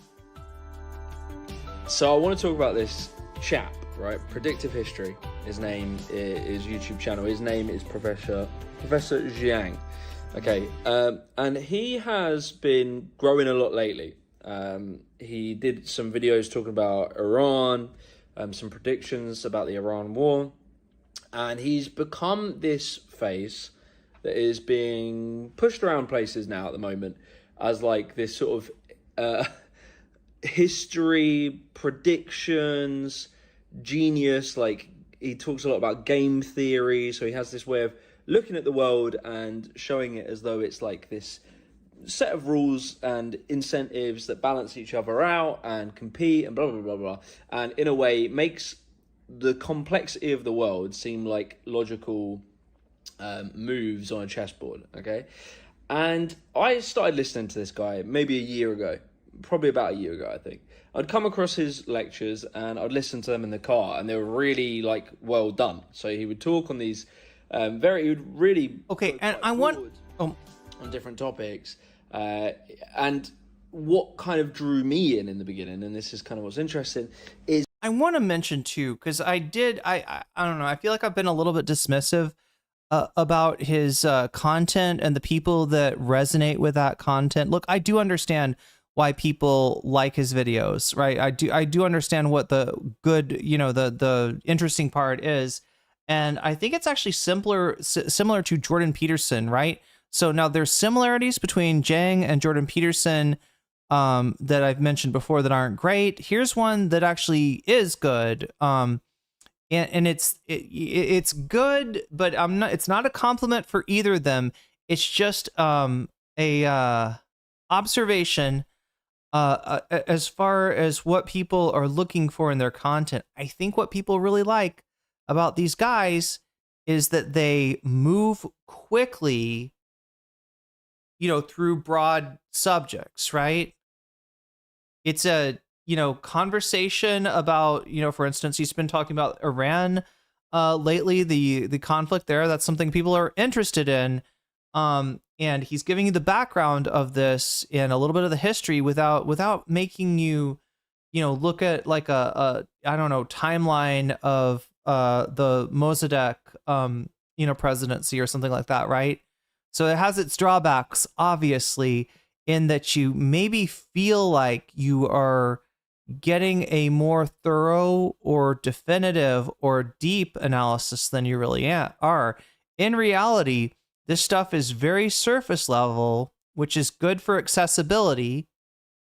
But it's not. It provides, I guess, maybe the illusion of, and like I said before, for people that like threw away the humanities or didn't think their undergrad was important enough to finish or whatever. This is the kind of person I think that sees this and is like, this is really deep. And it's because they're not getting this, and it's because they're hungry for it. So that's a good thing, right? Republican Party and the conservative movement largely has cultivated an audience of anti-intellectuals successfully, right? Made it uncool to be an egghead, made it uncool to be an academic, made it uncool to be smart, undermined our trust in experts, et cetera, et cetera, et cetera. They've done a lot of work on this, right? And even with all that work, the silver lining is that these guys, they still hunger for something a little bit more. So anybody that tells you that, the working class is too stupid to be able to understand the situation that they're actually in, you're wrong. You're just wrong. Not only are people not stupid, people are curious, okay? And we got to do a better job as the left harnessing that curiosity to give them the tools that they need for media literacy, critical thinking, and yes, material analysis, right? It's an important tool. He would often criticize capitalism, right? So he would make videos where he'd talk about the West, talk about our problems in the West, and he would often pin a lot of it on, some things around structural capitalism and inequality, why nations sort of become corrupt. And it makes me wonder when, he does say a lot, he is skeptical about capitalism, but not from any kind of systemic framework, right? And not from a critique of capital, but the feeling I get is that in his mind, capitalism is bad because the capitalists are because of who the capitalists are. I don't want to like laden that too much with the kind of anti-Semitism discourse that I'm sure we'll get into at some point, right? But yeah, it misidentifies. And if your version of like it's all about the capitalists, but by capitalists you mean certain capitalists, or it's non-functional. Opted over time, as he would say, due to nepotism, and he was doing this sort of these kind of talks, and I was finding them interesting. I wasn't listening to every one of them, but every now and then, as I'd listen to more and more, I would come across just little things that I knew about the topic because I make my own. And this is where you start to, he is actually fun to watch. He's interesting to watch. And it's something about the speed with which he moves through concepts, I think that's really attractive. But it's like when he starts to talk about something that for me, it was like Isaac Asimov. I don't know, maybe it wasn't the first thing, but one of the first things that I noticed that he talked about, but he didn't know shit about, or that I knew more about than he did, was Isaac Asimov. And, and the Foundation series, right? He wants to, his whole premise of predictive history is to try to create something on the order of psychohistory, which is a diegetic discipline. Chat, let me just translate that for you. Diegetic means a thing existing within a work of art, right? So if there's like a, song on the radio in like JoJo's Bizarre Adventure Part 4 that goes like nani nani nani na na, then that's a diegetic song, right? It's not a real song. There's no radio station like that. It exists in the, anyway. So it's so within the Foundation series, right? A man named Hari Seldon invents a discipline, an academic discipline called psychohistory that uses ultimately mathematics in order to analyze history and predict what is coming next, right? Because maybe if you can predict it, you can do something about it. Is the idea, and this is the the literary sort of conceit on which Jiang's predictive history concept rests. But when he talked about, for somebody that's so inspired by Isaac Asimov, he gets a lot wrong about the Foundation series. Chat, I haven't read that shit since like fucking high school, okay? And even I remembered it better than he did. Anyway. And I researched these topics, and I would hear what he would say, and I'd be like, well, hang on a second, that's not correct. I know the data that you're talking about here, and what you're saying is inaccurate, right? He starts talking about dating in one video, and he talks about Asian men being disadvantaged in America. They need to earn a certain amount of money versus white men to get the same amount of, marriage outcomes, right? And I remember what he was referring to. I need to watch more Foundation. If you want to, if you like the series, just understand it's, I guess, I haven't seen it, but I've heard it departs pretty extensively from the books. And the books are kind of young adult oriented, so you may or may not, or like they're written at that level. I shouldn't say it's not young adult oriented like Hunger Games. It's written at a young adult, kind of, Asimov is one of the more approachable sci-fi authors of the classic canon or whatever. And it's some old dating app data that is a real it's not how you can't make a broad assertion to how people meet in relationships based on one dating app. I think it was OkCupid from back in the 2000s, right? Because there are trends that might happen within a dating app that is different to the real world for many factors. And I've made other videos where I talk about this, where I was like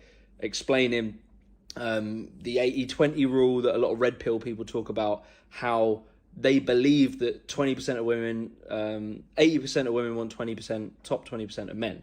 And that data is ridiculous data. Oh my God, thank you so much, Jimmy the Giant. Fuck me, chat. I'm sorry, that is not a command. What I'm trying to say is I know what he's talking about, and I can probably find it. This shit is crazy, chat. Professor Jiang is doing math. All right? Yeah? They're touching tips. No, I mean, intellectually, they're touching tips, is what I'm trying to say, really. Goddamn. Let me find it. Because it comes from Tinder, which has an over, a 70 to 30% split in favor of men on the platform, so it puts off women. So it's not that women are picky, it's that the platforms are heavily lopsided towards men. Okay, so I remember hearing that and being like, well, I know that's wrong. And the way he was talking about dating in that video was very deterministic around sort of ethnic and racial imbalances. Maybe you would touch on culture a little bit, but it was almost like almost a bit deterministic.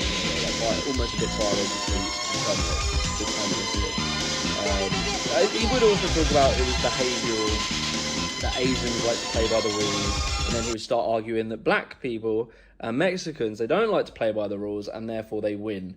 And it's to do with like the rates of which they have children. They'll outcompete on like a basically demographic replacement. You're going to have so many kids, they're going to outcompete everyone else, and they sort of hack the rules of the game. So he presents this really strange pseudo-scientific theory around dating outcomes for Asian men. Is this it? In the Western world. I think this is it. And One then day, sort of 2 ties months it ago. but it's all logical because it's part of a game, and that's how Yeah, so now technically game theory is it analyzes games. It doesn't matter what kind of game, whether it's like a really serious game like the great game of world conquest and domination, or it is a game like I don't know, I'm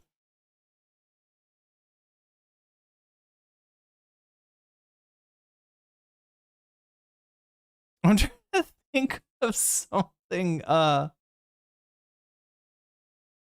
Getting to the door before someone. Have you ever had that situation where you're walking with a purpose, right? You got to go somewhere and do something, right? You shop, right? You want to go buy something, or you got to take care of some errand, right? And you see, like, as you're walking, there's a person maybe coming from the other direction. They do seem to be going to the same place that you're going. So you kind of like walk a little bit faster, right? Because you really need to get in there.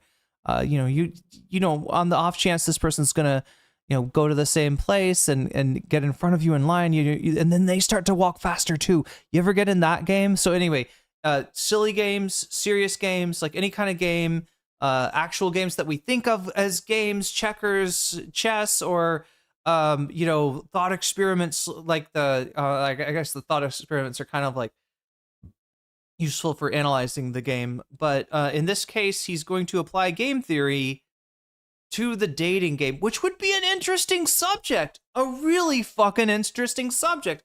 I would love for somebody to do that. And, if I was going to do something like that, I would think that the first thing I'd want to do is like get a sense of what dating is like for all kinds of people. But that's not what we're going to do with Professor Jiang. And this is my biggest frustration about like the whole men thing. The thing of men, becoming more conservative, it's just like it is.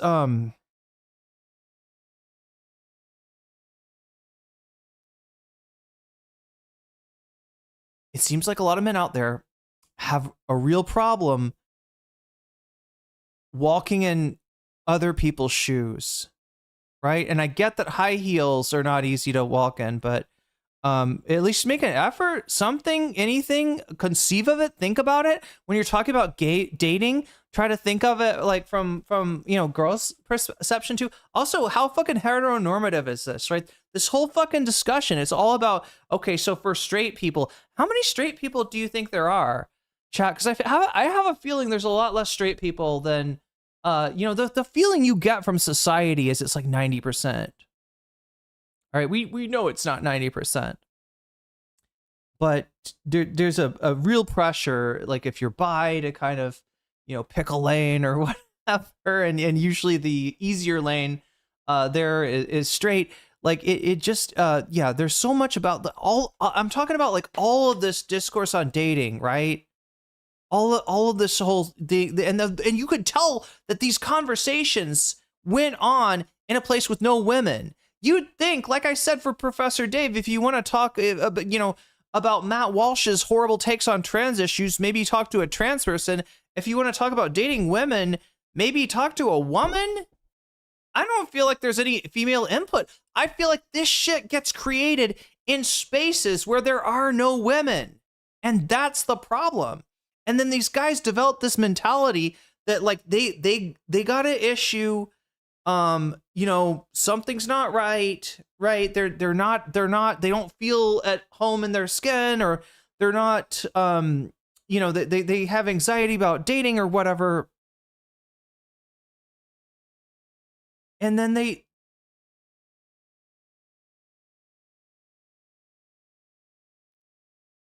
start to think in a way where they've got a problem, and the only person that could help them, it's got to be a guy. It's got to be a guy, right? You're having problems dating women. You're having problems relating to women. You're having problems maybe not scaring off women by putting out like red flags that you don't actually perceive yourself. And where are you going to go for help on that? Andrew Tate, Sneeko, Professor Jiang. Although, like I said, this guy does kind of, soak stuff up like a sponge and then parrot it out. I mean, maybe he just, came across home math and his algorithm was like, yeah, this makes sense. Yeah, no, absolutely. This is women are, yeah, the women think they're more attractive than they are, or refuse to date a guy that is the same number as them. And they never once question, like, what if a 5 for me, right, or a 10 for me is like a 2 for you? Right? What if somebody that you think is really not attractive and is gross, I find incredibly attractive? What if vice versa, right? What if my blue is not the same as your blue? And except in this case, it really isn't, right? In reality, people are attracted to different kinds of people. That's why we talk about having types, right? But no, dude, they want to objectify it. No, you either are a 10 or you are a 9 or you are an 8. Maybe if you get your hair done better, you were an 8 now and you're a 9, afterwards, right? But you're going to be objectified. And the idea being that like everybody looks at like beauty or looks and sees like the same value. Right? It's crazy. It's really crazy that this shit has gotten as far as it has without having any realistic question, sort of any pushback, any sort of scrutiny or rigor or a feminine fucking touch, chat. It feels like the Seven Dwarfs house, right? You could tell that place is decorated by men, little men in with weird hats and stuff, but men nonetheless, right? It's This semester, we are going to analyze a question together, which is, how do societies behave? Hassan says everyone is a 7. I think he said, what does he say? Like all guys can be a 7. Any guy can be a 7, I think is his thing. Why do we do what we do? What motivates us? What drives us? And there have been different theories. You're not about to be racist against men, are you? Shaking my head. White, straight, cis men, always under attack. I just want them to learn to be human. Because it's kind of like the more you sort of keep to yourself and you don't take input from other sources. I mean, and I thought that men knew this, right?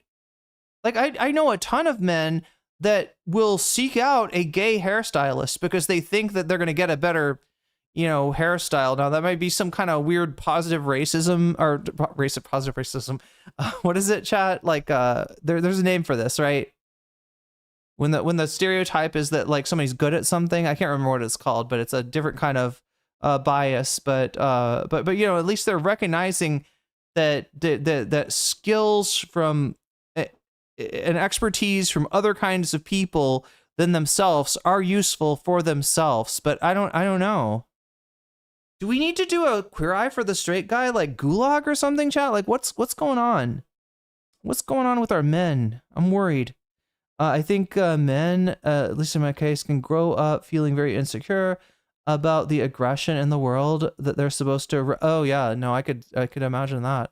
But I feel like the way to realize that that aggression, right, is not like an inherent part of who you are, is to, talk to, like I said, other kinds of people. As to what drives human behavior.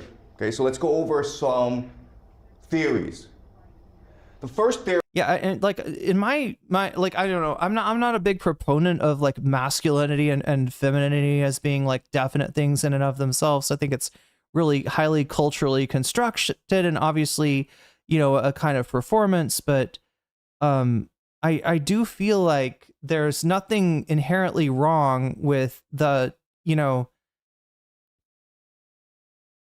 it's not the you know, the male gender that's gone what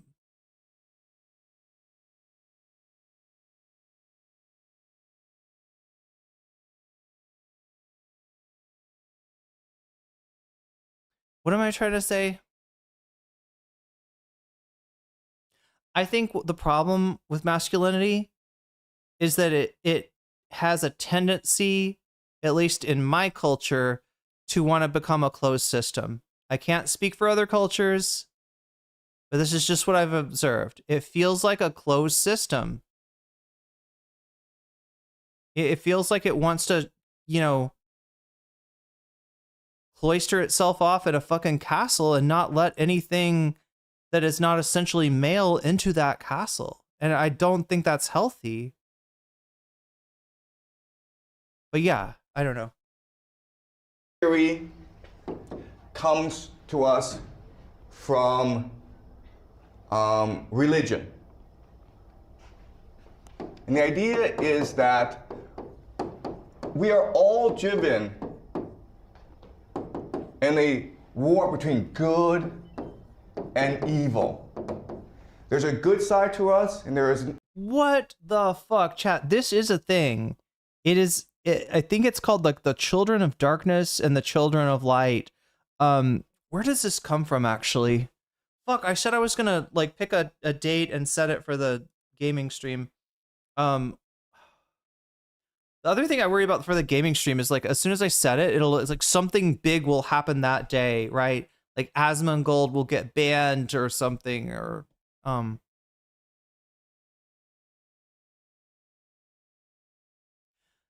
you know, I offered to react to Afroman as bonus content, but people did not seem interested. Evil side to us. There's Satan and there's God. Oh yeah, Children of Light, Children of Darkness. Where does this fucking come from? Chat, this is part of Palingenic ultranationalism. Like this thing that he's talking about right here, it is very often a feature of fascism, right? Children of Light.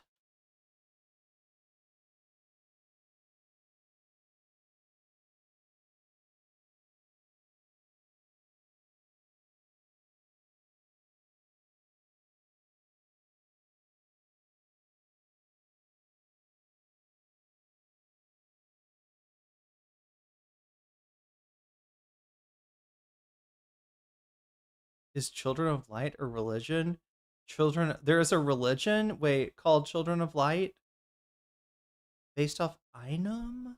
Okay, I don't know. That might be from that sounds like it's from that sounds like some diegetic stuff right there. Why is 3 a.m. God's hour? Because of the KMF, motherfucker. God, obviously. Or the KLF, sorry. Oh my god. What did I fall into? Children of Light, Children of Darkness, Origin. I type this shit in and I get all kinds of links taking this idea seriously. Okay,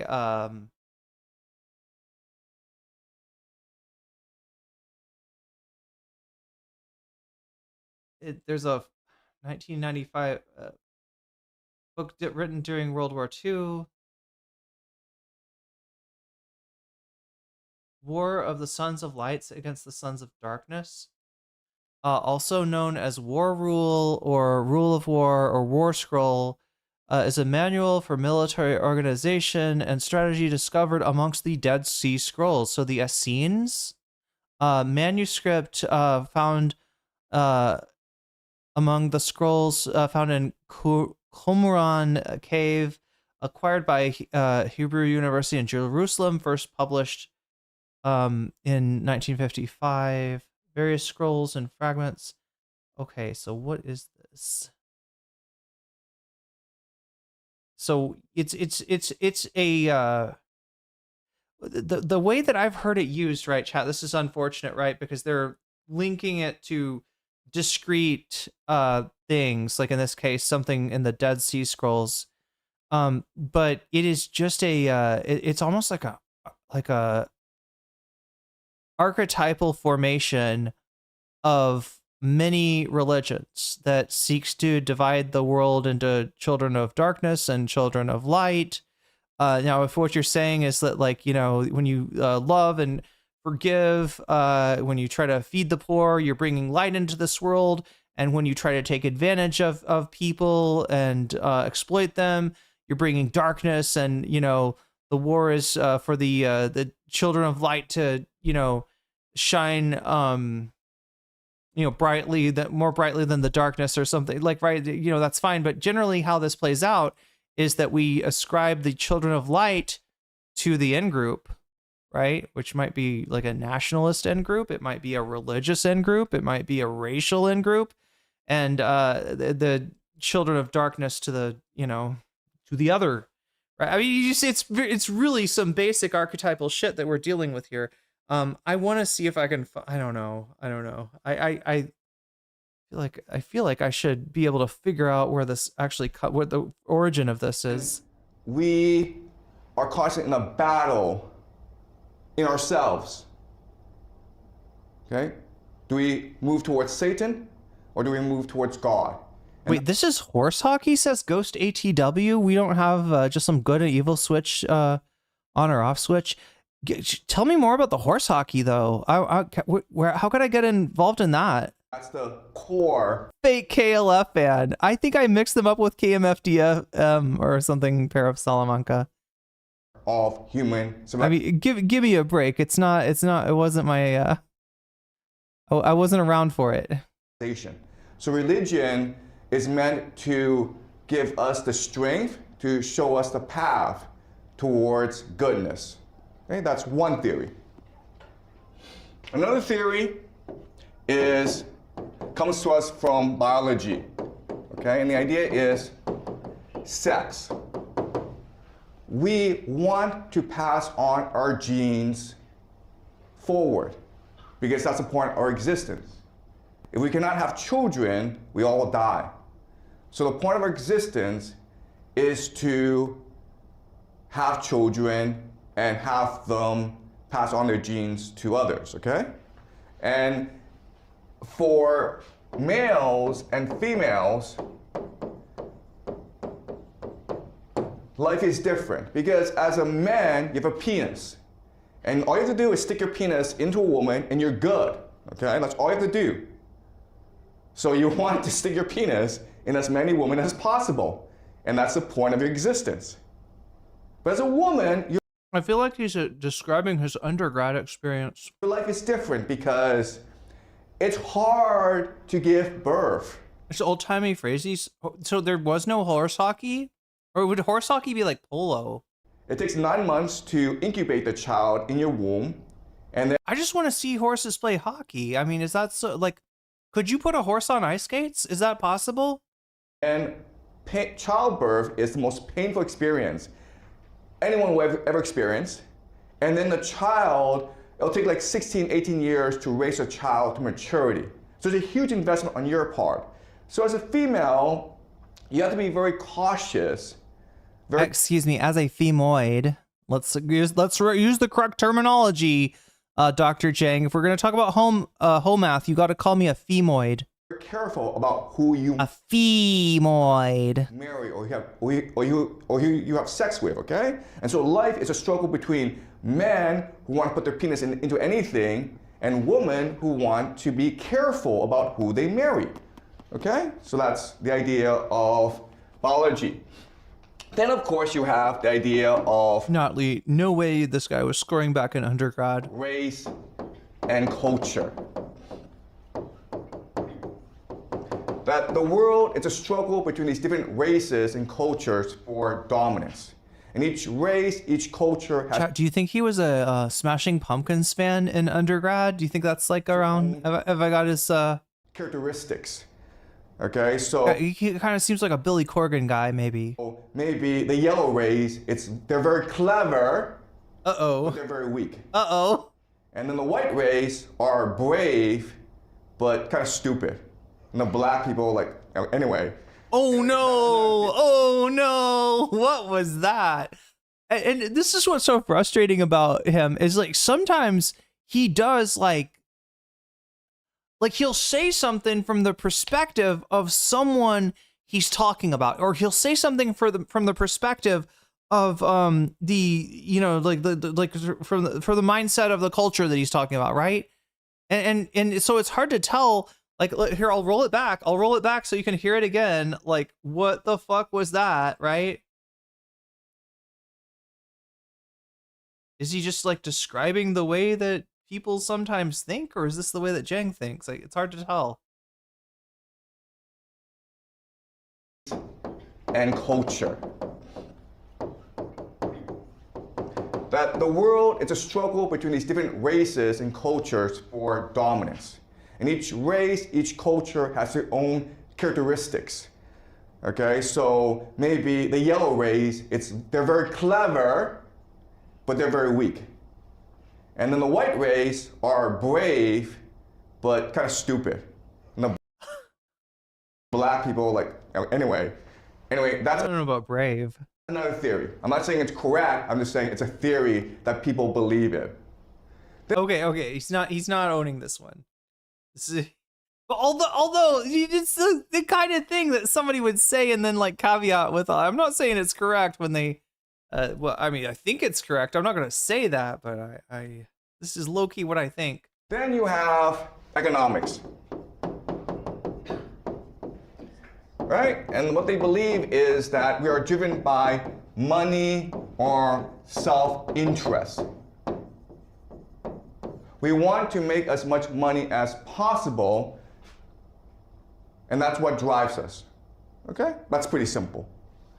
And the last big theory is the idea of liberalism. That comes from the Enlightenment. I'm a little confused, Chad. Do you remember, is he talking about games? Are these examples of games? Yeah, because this is his game theory course. Yeah. That's right, he's just asking the questions, Ghost ATW. And here, the theory is that history is a progress towards enlightenment, to rationality, to truth, and to justice. So the inevitability of history, of human development, is towards paradise, towards heaven. And maybe, you know, we go off track now and then, but inevitably, we move towards God. Okay, and this comes to us from the Enlightenment. We call this liberalism. Okay, so these are 5 theories. There are others, but these are 5 theories that show you the diversity, the variety of ideas out there. What I will do this semester is... Wait, what did he say? Is this something Jiang said? They gave the L to the LGBTQ people? The L to the GBTQ people? Present to you another theory, which I call game theory. And my argument to you is that game theory is the best way to understand how... Oh, Quaximus, you're in for a real treat here.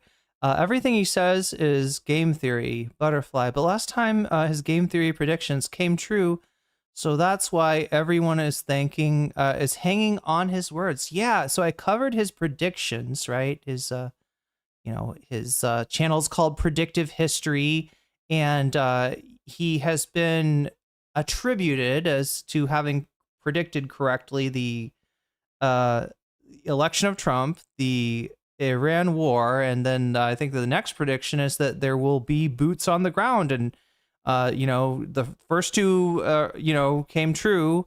The second one looks like it's very likely to as well, right? So people do hang on his word because of his reputation as being a surprisingly good predictor. However, Quaximus. He is so many things more than just a predictor, and we're about to get into that, right? He's going to hit you with some home math. I don't know. Are you familiar with the subject, Quaximus? Did you study any home math in your undergrad?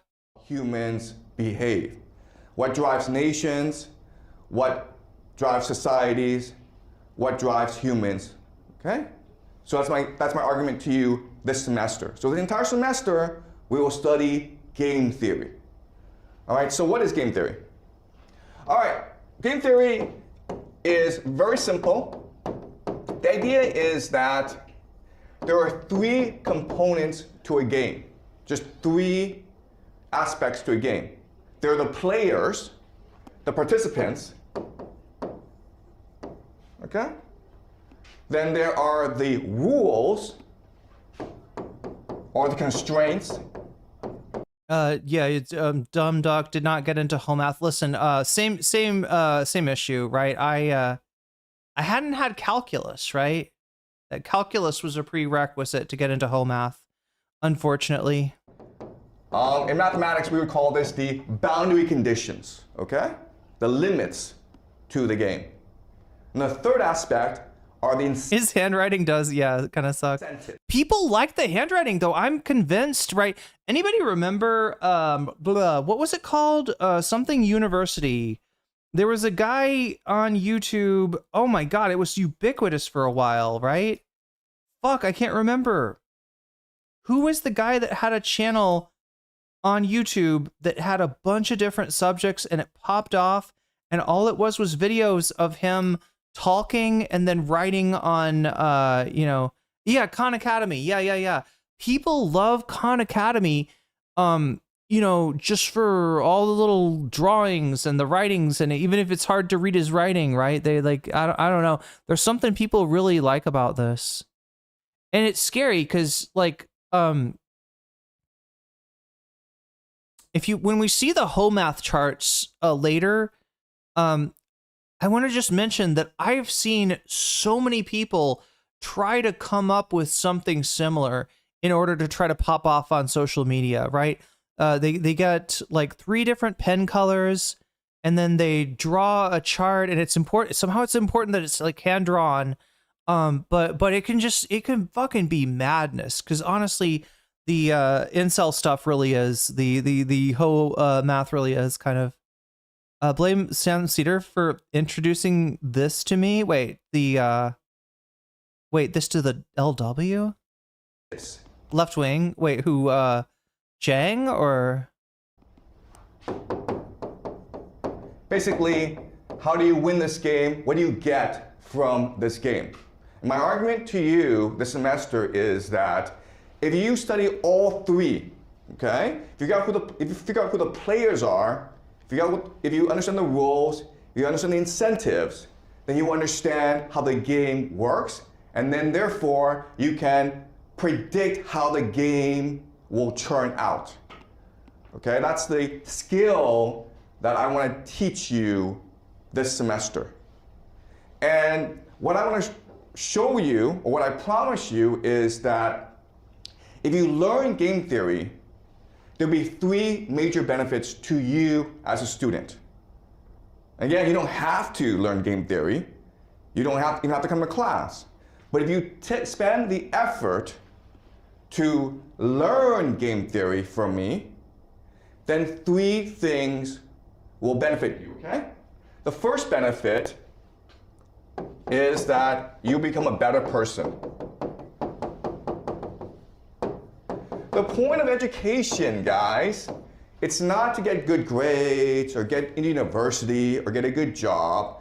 What I believe is the point of education is to make you into a better person, which means that you are a much more thoughtful person who can better analyze yourself and the world around you. This allows you to make better decisions. This makes you a much more curious, much more moral, and much more imaginative person, okay? So one benefit of learning game theory is you become smarter, and therefore you become a better person. Okay? That's number 1. Anybody else uncomfortable with the idea that being smarter necessarily makes you a better person, especially when it's something like game theory, right? I I don't actually associate game theory, right? Look, there may be some fields, in fact, English literature, his or literature in general, right? Anything in the humanities, I think kind of does make you or has the potential, right? That's why we call them the humanities, to make you a better person. No, like reading, Dante, Milton, and Homer, isn't going to make you a better person than anybody that hasn't read those things. But I mean, yeah, there's a chance that, I don't know, yeah, you could grow. You maybe, but I think people people do, you read something that changes your life. Yeah. This can happen, but fucking game theory.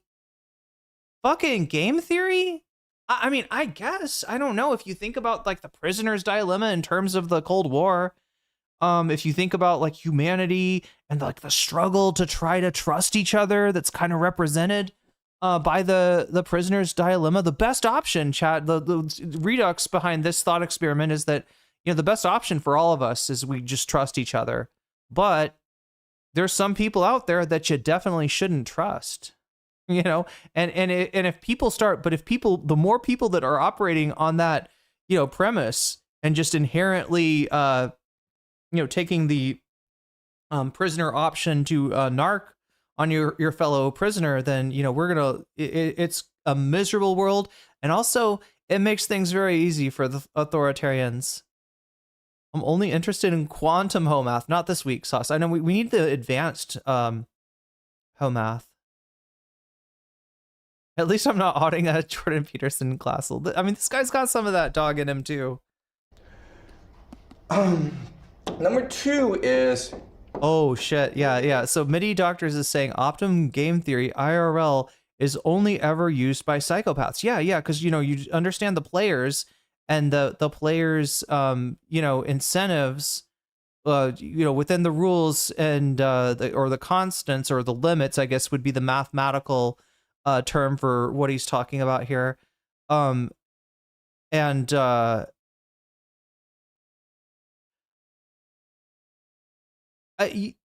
I see what you're saying. Optimum game theory, yeah, a lot of times, yeah, is like only ever used by psychopath. Well, yeah, if you don't have other motivations than winning, yeah, you're a scary person.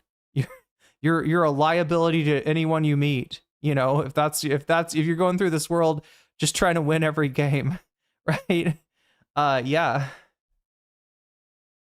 Able to understand the world that we live in, because this world, God damn it, get to the Homath, sir. Is kind of stupid. Okay, so you may have heard it's really stupid, especially when you've got Dunnings-Krugers, right? That's when the world appears extra stupid, right? It smells everywhere you go. It just smells like shit, and you never bother to take off your shoe and see if maybe you're the one tracking shit everywhere. Heard that Donald Trump.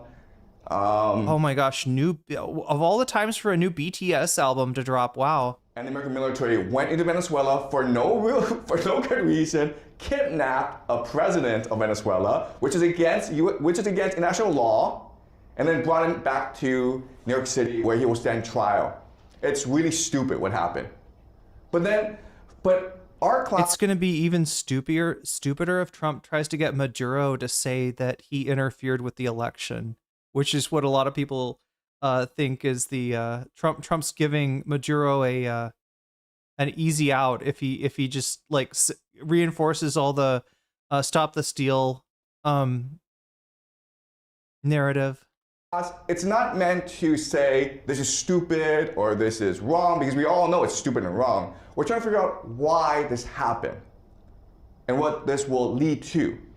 And so we will be in this class studying and analyzing current events to understand how the world really works, why people behave the way they do, and understand how the game of the world works. And this requires you to actually follow the news. Okay? It's not hard to spend 5 minutes and just read. I believe your current class is going to require us to follow the Manosphere news, Professor Jiang. This is going to be, We'll be looking at the war follow Fresh and Fit. in Ukraine. We'll be looking at a new war between Israel and Iran. We'll be looking at what's happening in South America. We'll be looking at the conflict between China and Japan. We'll be looking at the relationship between the United States and China, okay? So this is relevant to your lives because you will eventually have to work and live in this really screwed up world that we live in, okay? And the third benefit is once you understand the game, you will have predictive powers. You'll be able to understand how the world will develop. You'll be able to analyze your own life and understand how you will develop. And that gives you control, sovereignty over your own destiny. Okay? That's my promise to you. If you actually Great. So about those hoes, Professor Jiang, about those hoes. spend the time to listen carefully in class, to participate fully, to follow the news, and you spend the entire semester doing so, then these 3 benefits will start to accrue in you. Okay? This need is to a pee, too. lifelong struggle. Oh my to God, learn. chat. Oh my God. The perfect time to pee would have been like 5 minutes ago because I feel like this is like just, not the stuff I'm going to need to react to is coming up. Game theory. I'm a lot older than you are. I have a lot more experience than you. Okay? But I want to show you how to look at the world through game theory. Another phrase that you learn in So for anybody who doesn't know, I should mention this because I don't think I've mentioned it enough. All right. The room that Dr. Jiang is in has a maximum of 3 people in it, right? They're not students. I don't know who exactly they are, but they do sometimes act as students. When he needs somebody to read something, he'll put it on the board and have them read it. And sometimes they'll ask questions at the end of the stream. There'll be, but it's kind of a fake situation, right? This isn't a class. Nobody's being graded on this. There are 3 high school age people that are sometimes in the class, but the real thing he's doing is cosplaying a class, and the audience is the YouTube audience for all practical purpose, right? He's basically talking to you. So yeah, that's something kind of interesting. He's at a high school in Beijing.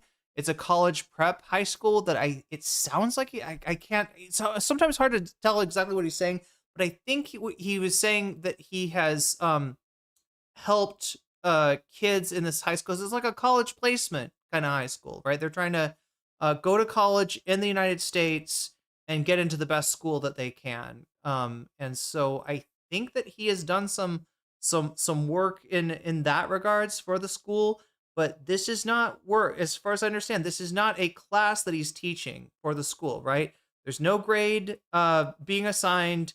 This isn't an official class. I think he's like rented the classroom or something like that in order to, make his YouTube videos and give them essentially the ambiance, the feel of a classroom situation, which this is not. School is, This is, in other words, chat, we're in hyper reality. teach you how to think critically about the world. Or I'll just teach you how to think, okay? All right? Are we clear? Any questions? Why don't you hustle up some wings? Yo, I'm thinking about hustling up some chili paste and some vegetables.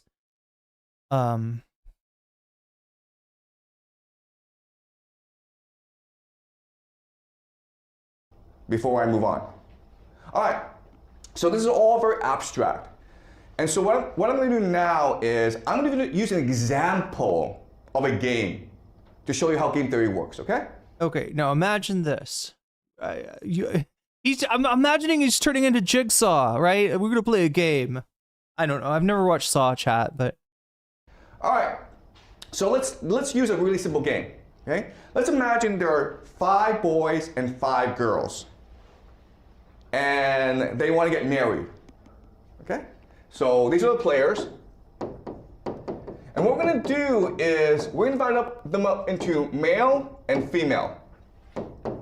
Then what we're going to do is we will rank the males and the females. Okay, so we're going to rank 10 players into 5, 4, 3, 2, 1. 5, 4, 3, 2, 1. Okay? And so how do we rank them? Well, we rank them according to their attractiveness using 3 criteria. The first is genes. The second is wealth. And the third is status. Okay, so genes is very simple. Okay, so like when I first saw this, I really wanted to. I'm doing my best, chat, not to not to jump to any conclusions with this guy, right? He's doing homath. He's doing hypergamy, right? He's going to talk about this thing that you've likely seen from a lot of incel channels, usually like made fun of. But I didn't want to just jump to the conclusion that it's just like a, you know, like maybe he's gonna criticize it, or maybe he, like, you know what I mean? It could be that he thinks the kids, I keep on talking like it's a real classroom, right? He thinks some people in the audience might be familiar with these concepts before, and so he's gonna use it to illustrate, you know, his game theory or something like that, right? I was trying not to like just be like, he's doing homath. He has an incel brain. He believes this ridiculous stuff that we laugh about like on a daily basis, right? He's like 100% serious. Go Piss Girl is right. Yeah, I probably should. But we're getting into the homath of it all. It means that you're good looking. It means you're tall. Okay, we got 70 votes on the poll, chat. We still got Anna Kasparian ahead, but we have a little bit of a change. Looks like Destiny loses debate to Vosh is in second place. Drunk Alex Jones is in third place, right? Alex Jones army arise. Your guy is down to third place now, right? Wall Street Journal calling Hassan anti-Semitic in fourth place. So that's where we're at with 70 votes. Make sure to vote if you haven't already. Also, make sure to leave a like while you're doing that, because it's a great time to do that. And I appreciate your thumbs. Your thumbs help me out greatly. I should check on, yes, the butterfly goal, right? Which we have 1 hour and 36 minutes left, chat. We are 1 out of 10. If we get to 10 out of 10, I didn't even explain this, but I have a butterfly and I'm not afraid to use this. All right. If we get to a 10 out of 10 super chat situation, I will be putting this butterfly in my hair. It will become a butterfly in the hair type situation at that point, but only if we can get 9 more super chats. So yeah, I think where's the poll? The poll is on Twitch, right? So if you're watching, sorry, well, I backwards to that, didn't I? Poll is on YouTube, the opposite of Twitch. Yes, the poll is on YouTube. No comment check on YouTube. Just click on the stream and you can vote on it too, if you have not already. And if we get to 100, we'll actually watch the top scoring, the top scoring topic, you know, right? When I combine the donos and the polls, right? If we get to 200, I'll watch the top 2, etc., etc., etc. That's how it works. Yeah, so make sure to keep voting. And yeah, we got an hour and 30 minutes to hit that butterfly goal. Let me get us oriented.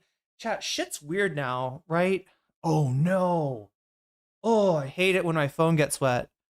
Because like if my phone's wet, chances are the camera got wet, and like I don't know, it's not gonna get it. It's not gonna ruin the phone. It's just annoying. Because of condensation. Okay, so yeah, I got 2 hours until I gotta be at Thai class. Now, chat, you'll notice I was really late. Anybody notice that? I was really late for stream today. Anybody want to guess why that is? I'm talking like Professor Jiang. It's because of daylight savings time, chat. Most of you in the United States, unless you're living in Arizona or certain parts of the Midwest, you switch your time up in the fall and in the spring. In the fall, you fall back. In the spring, you spring ahead. In Thailand, we don't do that, which means that you went ahead by 1 hour and I stayed the same. And you know how I was like already kind of like starting stream too late? Well, it made it even worse. I'm gonna try to do something to make it better. I realize it's not great. I'm gonna do my best. Anti-moth bias. Wait, I'm only anti-moth because they eat my clothes. So, drunk Alex Jones does sound fun, doesn't it? Yeah, it's in 3rd place now. So, or wait, what is it in now? Oh, it's tied for 2nd. Yeah. So yeah, Annika Sperian turfs out 1st place. Destiny loses debate to a Vosh video in 2nd place. Drunk Alex Jones crashes out on Tim Pool's Timcast in 3rd place, or sorry, tied for 2nd place. That's where we're at, chat. I just wanted to update you on where we are, and I will try to hang out and we'll see if we can get some bonus content. But we are 75 points away from that. Again, this number goes up whenever anybody does a super chat, super sticker. If you get yourself a membership, if you gift a membership, if you support me on Throne or on Patreon, fuck me, I didn't read my Patreon. So let's just shout out the Patreons. We shout out the Patreons usually at the beginning and end of each stream. I'll have to catch the Patreons again at the end of the stream and give a shout out there. If you support me on Patreon at the $5 level or above, you get a fancy shout out at the beginning and ending of each stream. But yeah, if between Patreon, YouTube, and Twitch, if we can get to 100, which is only 75 points further, then we'll get a little longer stream, and I wouldn't mind that, chat, because we got some interesting bonus content. Like normally I would be like, listen, I'm out of here. All right, I'm gonna get ready for Thai class. But yeah, if the option is watching Drunk Alex Jones or Anna Kasparian go on some unnamed turf channel, or Destiny lose a debate to a video, I'm in. I'm in if you're in, chat. So let me know if you're in by supporting the stream. It means you're healthy. You will live a long time, okay? Genes is pretty simple to understand.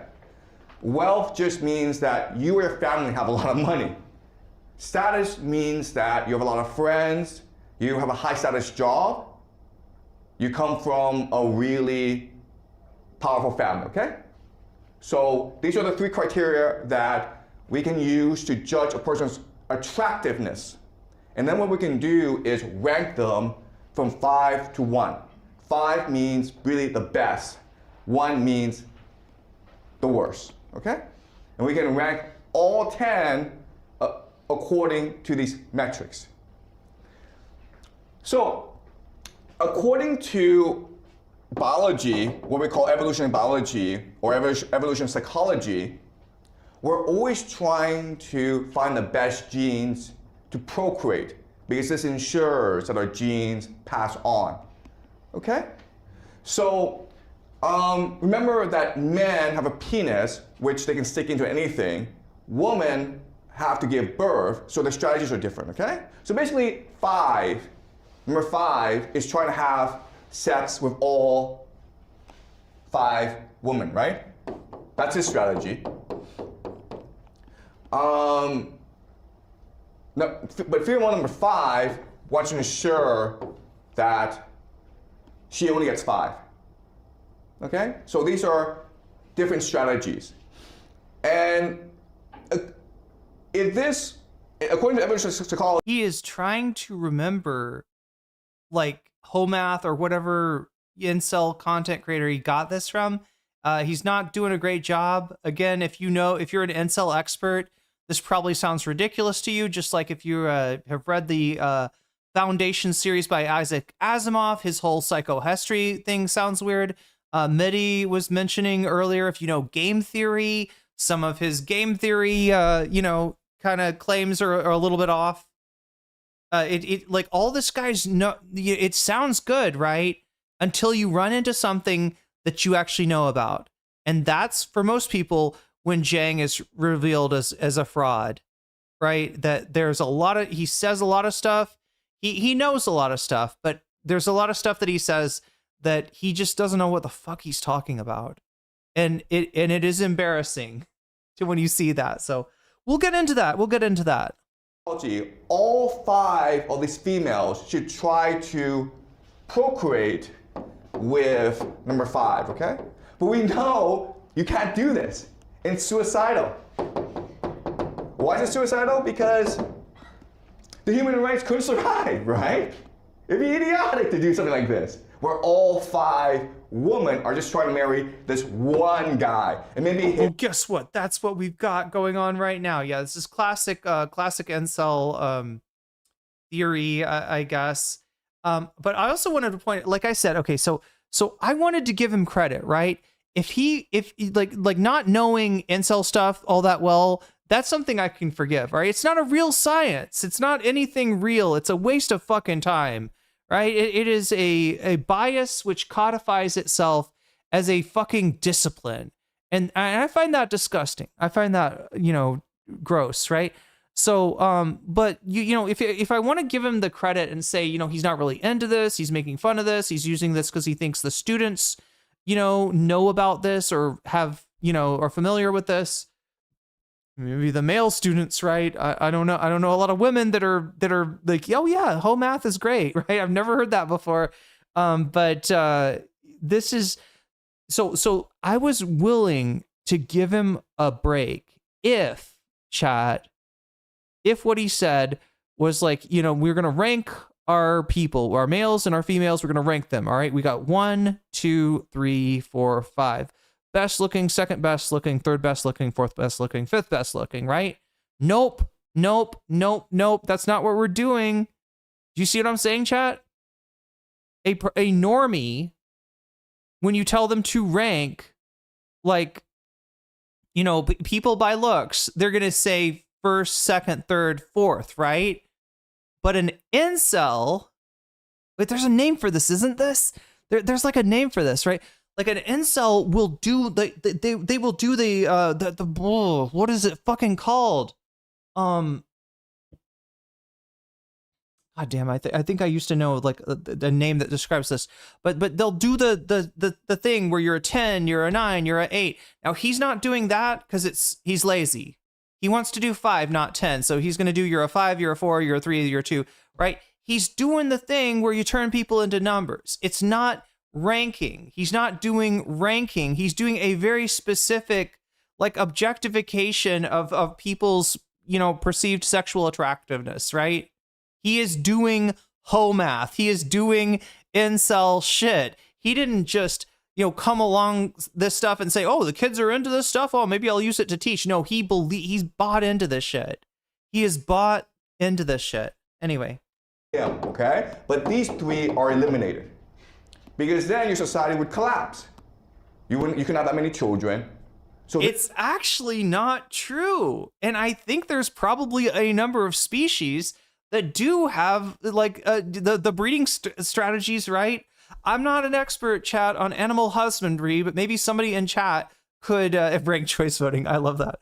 No, maybe somebody in chat could help me out here. I'm not an expert, right? But aren't there like I want to say like it's not like wolves, but there's like some animals where like legitimately like only the top oh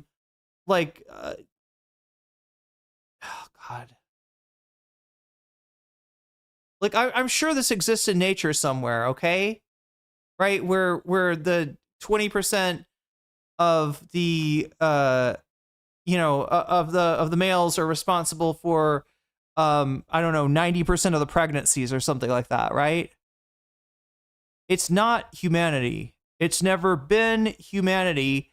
But if somehow, for whatever reason, that's how humanity worked, I mean, I guess it sucks to be like the other 4 guys, right? Who aren't passing on their genes, but no, humanity would work just fine.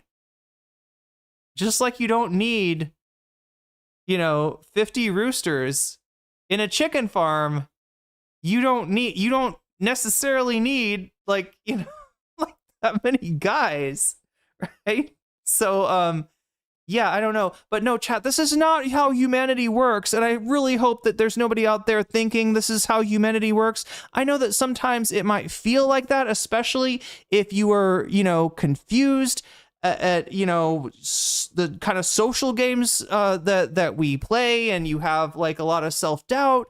You hold yourself up to a standard. You're inundated with clavicular telling you that your jaw's not like angled enough or whatever. But I really hope nobody believes this, because this is just bullshit, and it should be obvious on its face. This is not how humanity works. This is what a bunch of fucking jealous guys that, were rejected and turned down and turned it into a fucking lifestyle, turned it into an identity, have come up with to cope. This is cope. You do not have to suffer in their fucking cope nightmare, okay? Can't possibly be true, right? So let's figure out what should happen. Okay. All right. So let's think about this rationally, or from an economics perspective. All right. So again, number 5, he's trying to maximize the game. So he's trying to sleep with all 5 women, okay? The problem if he does that is these 5 know they're all being played. And they recognize that this guy is probably an asshole. So 5, the best woman is like, you know what? There's not much of a difference between 4 and 5, so I'll just go marry this guy, right? So number 4 is gone. And number 4 is like, you know what? 5 is probably making a good decision, so I'll just go marry number 3, right? And then what happens now is that 5, by trying to... Now, if you're a fucking genetic maniac, right? If you got like a brain that's given to eugenics, then maybe this is a problem because you got your best genes up there in number 5, or not number 5, the 5. He's a 5 on the scale of 1 to 5.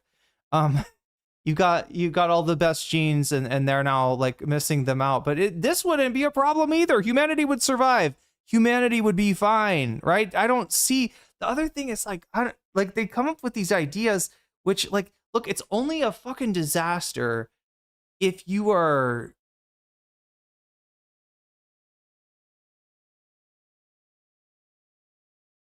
The guy that creates the shit, chat, does not view himself as a 5, is I guess what I'm trying to say, right? It is a histrionic response to what should be temporary setbacks in dating, and then become like lifetime complexes that these guys have. Marry all the women is stuck with the worst choice, right? So that's kind of stupid for him. He's stuck with number 1. But guess what? If any of these guys try this crap, the same thing happens to him, where 4 is like, you know what, I can't get 5, but I'll try to get 4 and 3 together. And then 3 is like, screw you, I'm gonna go and marry 2, 4 is gonna marry 3, okay? Then he See, so if you're the one, if you think you're the one, then this should be great. You should want. I don't. For the record, chat, I don't think this is canon. I've never heard incels. I think again, he's Tim Allen after having talked to his next door neighbor, who actually knows Homeland, actually knows about incel science, and he's trying to kind of like repeat it back, but he doesn't exactly. But I think he's bought into it. I'm not seeing any scrutiny here. That's what I'm saying. He's stuck with 1 as well, or he's just alone. So if they try to individually maximize their outcome, they all get screwed in the end. So the only way out of this is that they cooperate, okay? And the best way to cooperate is basically 5 is like, you know what, screw this, I'm not gonna go after 4 or 3, I'll just have number 5, okay? All right? 4 is like, yeah, I'll just go marry 4. No dating, no games, I'll just go marry 4. And 3 marries 3, 2 marries 2, and 1 marries 1, okay? And the world now is perfect. Everyone has a husband and a wife, and they can now just have children, and the world is perfect. And this is actually the best strategy. So if we take the choice away from the women, then we can go back to the way things should be according to nature, right? The problem is, the women. The problem is they all want the 5. For all the players. The problem is women having choice. Right? God damn. We call this, the word in game theory we use for this is called the Nash equilibrium.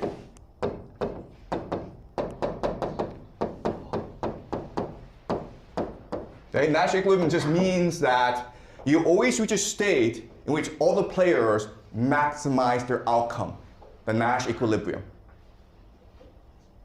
And so the world makes sense now. There's a problem with this though. And the problem is, in real life, no one does this. Okay?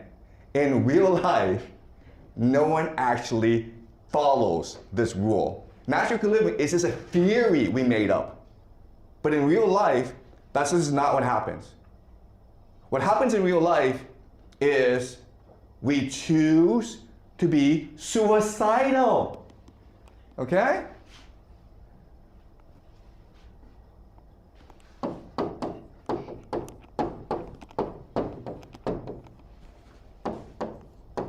So, let me tell you about a game I played.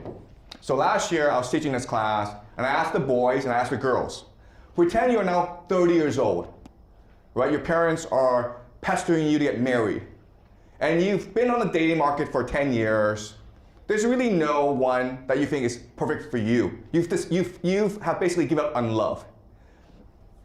Imagine that you want to get married now, and tell me what is the minimum requirement you need in order to agree to marry someone else. Okay? What's the minimum, okay? And then I have the boys and the girls write down a response. The boys were pretty simple, right? Well, you know, as long as she likes me and as long as I can put my penis into her, I'm good, okay? It's that simple, okay? It really is. Guys are like, yeah, I'll settle for anything. That's the boys, right? Girls were different. Girls were like, okay, if I don't love him, if I'm not even attracted to him, I need about $1 million a month. Really? Oh my god. Yep, I need about $1 million. Last class. Last semester. Okay, all right, so this makes no sense, right? So in theory, we should follow the Nash equilibrium. But in real life, what happens is this. All the girls want this one guy. Okay, and maybe number 4. They'll settle for number 4. But 3, 2, 1, they don't want. And we know because just yeah, so the whole math would be different. He'd do 10 to 1 and I think 8 his 10 and 9 in his drawings are the only ones that are getting laid, right? His whole thing is that 80% of men 100% of women have no interest in, and that should be obviously not true. But again, to somebody who's been rejected, it can be a tempting, it explains their, it explains their cursed lives in a way that makes sense to them. And then once they buy into this and start to engage with this content online, they're in an incel community. This becomes their identity. If they start to question this stuff, they're going to lose their in-group status, which is, I guess, what all of this is all these guys have, right? Their fellow incels. Why does he feel the need to mention genitals? Yeah, this would not be okay with Anna Kasparian, right? Anna's come out as being a genital prude. Is that what she said? She's a genital prude. She's a genital prude. So she would not like the extreme cocks and vaginas that Professor Jiang is mentioning now. Look at the world around you. Look at these billionaires, right? Like Elon Musk. How many wives does he have? How many children does he have? Right? all the women in the world, many, not all, but many, just want to marry actors like Brad Pitt. That's crazy. Like Brad Pitt, a married guy who's like 60 years old, that's who they want to marry? Billionaires like Elon Musk. I won't say anything. Right? And 3, 2, and 1, what do? Well, they watch Netflix, they watch porn, they play video games. They've given up on life, okay? They're like, we don't care. We call these people incels, right? They call themselves incels. I kind of don't believe. I don't think an incel's a real thing, chat. Look, I do think that there are problems with our culture, and that those problems are socializing guys in such a way. Look, I'm just one woman. Okay, I can't speak for everybody. But my thought is, if there are a group of guys that are finding themselves just constantly rejected, it is likely because they have been socialized to act in such a way that throws up a red flag, right? That does the basic thing. He's asking, what do women want? You know, is it money? Is it looks? Is it status? Is it this? Is it that? Safety. Okay. In terms of what is in short supply, or what is not, always secured with a relationship, it's fucking safety. And I don't mean safety like I want the guy to protect me. I mean, I don't want to need to be protected from the guy. Okay? Straight up. And I don't think that there's he's got here, 60% of guys are just rejected out of hand. I don't think it's that high, but I do think that there are certain ways of acting that for some reason these fucking incel cultures are teaching these guys this is going to be a successful strategy, right? The more like Andrew Tate you are, or you try to be, because realistically, Andrew Tate's not the same as these incels. He's got maybe the same mindset. He's maybe got the same, intent, but he is at least offering a few things that these guys cannot offer, right? And he's targeting women that are in particularly vulnerable situations, right? I don't know. I probably shouldn't bring in Andrew Tate, but he's kind of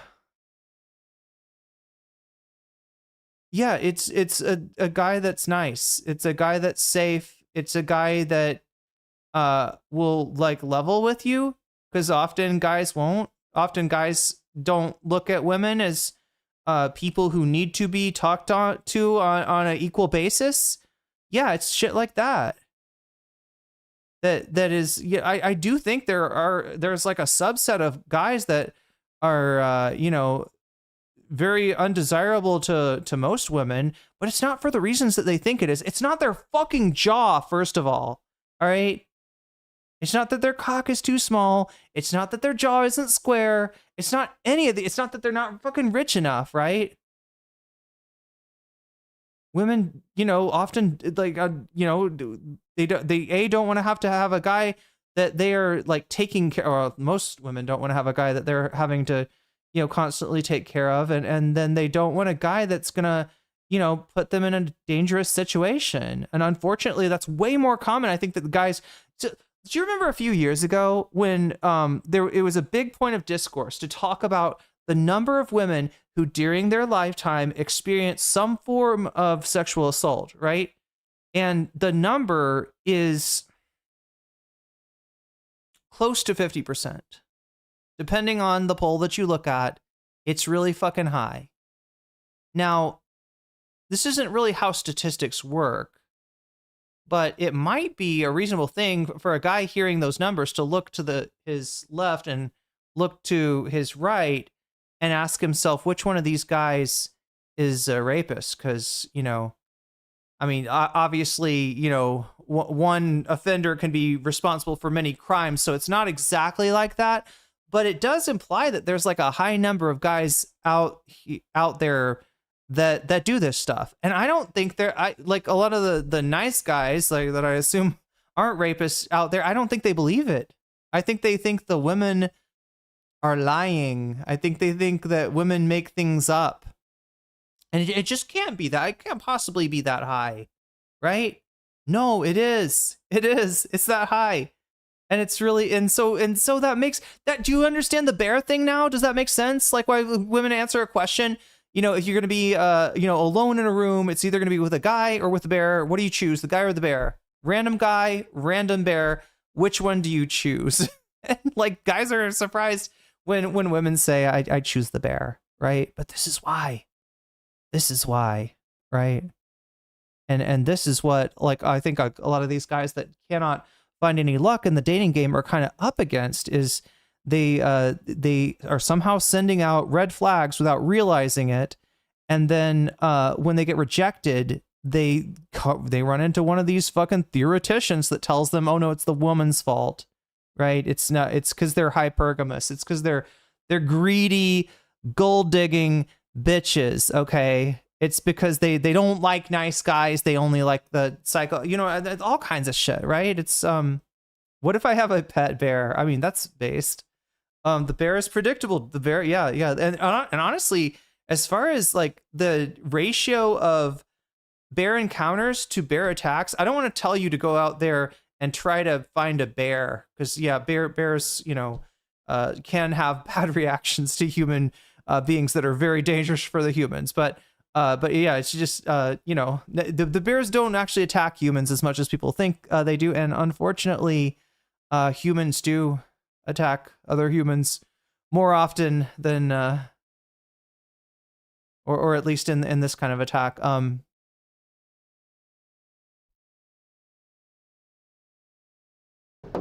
Involuntary celibates, because basically they've given up on life and life has given up on them. So this entire competition is between number 5 and 4 for all the women in the world. And this is, again, suicidal. This will lead to the death of humanity. And so here's him being on about the, what do you call this? The, oh my God, birth rate question, right? Which, look, usually when you see it, it's within a society. And the issue is not that the worldwide birth rate is down. It's that the birth rate in their culture is down. And then they look at an immigrant group who's got like a normal birth rate, and they're like, they're gonna outbreed us. We got to get to breeding. Come on, women, stop being so picky. We got to outbreed the hordes, the swarthy hordes before they, it's like. I mean, it's pretty obvious where that shit comes from. Grizzly bears are scary. Oh yeah. Just asked Timothy Treadwell. Is okay. Why are we suicidal? And so let's look at game theory analysis, right? The players, the rules, and incentives. We know who the players are. The players are doing stupid things. The rules we know, okay? But the players are doing stupid things, and he points at the women. It's something that we have to think about. Why are they behaving like this? And the answer is because they're not interested in sex or procreation. What they're interested in is status. Okay, that's the game they're playing, status. I don't want to marry someone, to have children. I want to marry someone so I can take a picture of her and post it on Instagram so I can get a lot of likes. I want to marry someone so I can walk with her in the mall and all the guys are jealous. I want to marry someone who I can brag about. Okay? It's a game about status. So who's fucking playing games then? Okay?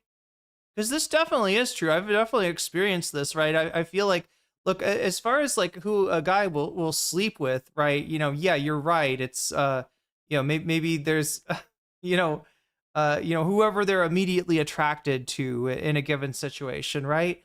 But then when you come to like, who a guy will date, and especially like in a serious manner, it is, yeah, about status, right? It is more maybe about the opinions of other guys or the perceived opinions of other guys than it is about the individual's feelings or attraction to that person. Not a game about I gotta pee. sex or procreation.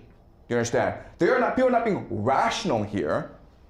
People are trying to maximize their status. Can we at least get in through life. the And that's whole math? why everyone's behaving like this.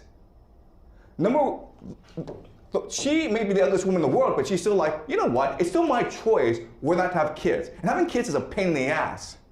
So if I'm going to make the sacrifice, this guy better be good looking. Okay? No. This guy better be rich. No. No. Oh my God. What? Look, the more you're looking, for that, the more, the less you're concerned about, the status, like, right? Oh my God. Otherwise, why would I want to have kids? Okay? So this is why people behave the way they do. If you think about it this way, what you recognize is that people are rational. But to understand why they're rational, you have to figure out what the game is. Okay? Okay. But then this leads to us to a question, which is, okay, well, clearly this is wrong, because if we behave like this throughout human history, we wouldn't be here today. Okay? How is it that we have... Again, he's wrong. He's absolutely wrong, right? If humanity was the kind of, like Mitty was talking about, the breeding, I don't know if it's breeding strategy or breeding whatever, the breeding behavior of humanity was such that, the limited number of males are responsible for the almost the totality of pregnancies. No, we still would be alive as human beings, and maybe this would represent some sort of evolutionary pressure, whatever, makes somebody a 4 or a 5, also makes them more likely to pass. Like, this is it's weird, right? Because in other places, he does sound like a eugenicist, right? And but a eugenicist would be, fine with, like, a eugenicist would think it was well and proper that the lower or the worst genes were being, eliminated or whatever. I don't know. He's hard to figure out. I don't really think he is always even consistent to his own perspective. I feel like this guy is really, he is kind of calling balls and strikes as he sees them based on vibes, right? So I don't know what to do with that. This game today, and we're gonna die, but we must have come from somewhere. We've been around for like a long time. So how is it that humans have survived for so long doing these stupid things? And the answer is because the game changes over time according to the superstructure of society. Okay, the superstructure. Okay, so he's using he's using Marxian language here.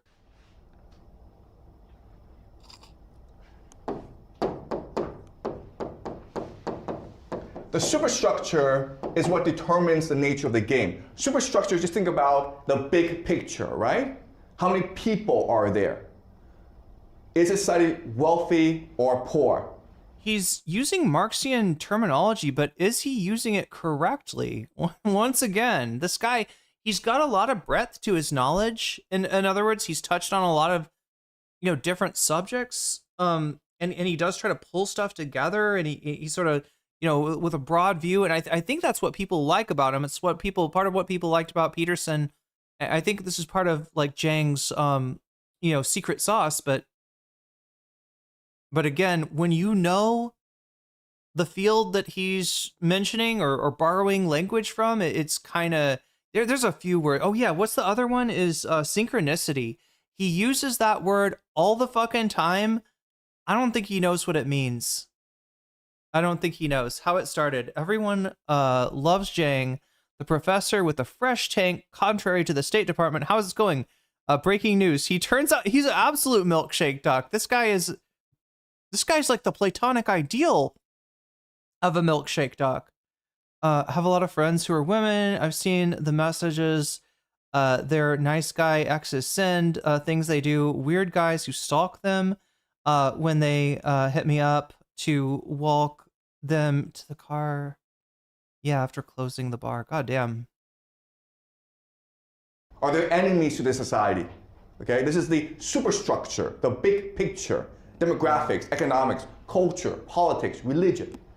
And these things together is what determines the nature of the game.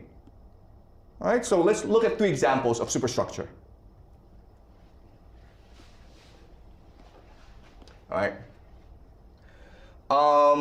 Example 1 is you have a low population society. Okay, low population is like maybe 200 people, okay? A village, basically. They are poor and low technology. Low technology means they don't have access to clean water. I don't want to, again, Jesus Christ. This is definitely not a superstructure in the Marxian sense. It makes me even wonder if that's where he's pulling from. These would be material conditions that he's talking about. If this was Marxian. Water. They don't know what hygiene is. They don't understand what germs are. So it's very easy for a woman to die in childbirth. Okay? And low competition. Low competition just means that. Okay, so I think that's about all we need from him. I'm gonna send you back to Jimmy the Giant, and I'm gonna pee. Okay, that sounds like a no, chat. I'm not ending the stream. What I mean is, I have got to pee, and I'm gonna bring us back to this video. This is what reminded me of the incel math, the home math sort of diatribe that he offers in that video. So yeah, I wanted to make sure to catch that. There's so much here, chat. Cavernacle's been doing videos. Professor Dave has done a video. I think Sunday. Oh, Sunday's actually. You know what? Actually, it just reminds me. I cannot forget to show you this one. This is a upload apparently. So Sunday was going after Jiang, I think, right when he started to take down his videos. I'm basing this on Sunday, right? But apparently some of his videos started to come down, and this was one of them. Okay, right here. So we got this coming up soon. I don't know what this is about. I haven't watched it in detail, so I can't really give you my opinion about this. But we'll look at the story that Professor Jiang tells about how he is handling and disciplining his kids. That has given a lot of people a pause as well. I gotta pee super bad. Wait, no. Jimmy the Giant. These ethnic Waluigi. Game. So I remember hearing this one and being like, huh, okay, maybe that's one of his weak topics. Oh my God. And I'd keep listening, I'd listen to I'm gonna pop. And I'd listen to him talk about Ukraine and Russia, another topic I know a bit about. And he sort of talks very heavily around these cultural arguments of like Russians as, I don't know, like a warrior nation, that it's instilled into their culture. And, there probably is some elements that, a culture might be more, if it's had histories of war, it might be more primed to war. I don't know. But he sort of builds around these kind of things really heavily. So he loves this kind of story of destiny, and that it's sort of inbuilt into either the biology or the cultural makeup of a nation. But then he'll mix this with a more class-oriented angle, more material angle, and talk about capitalism and stuff like that. So it's a kind of confusing message, right? And what it does, it kind of appeals to lots of people in a way. So he got me in the early days. I wasn't a diehard fan or something, but I was finding him interesting for sure when he would talk about capitalism. And he did a video talking about why schools have structural problems because of nepotism and stuff like this, and different classes of people want different outcomes for their children. And I was like, okay, it's interesting, but what he's doing is casting a broad net.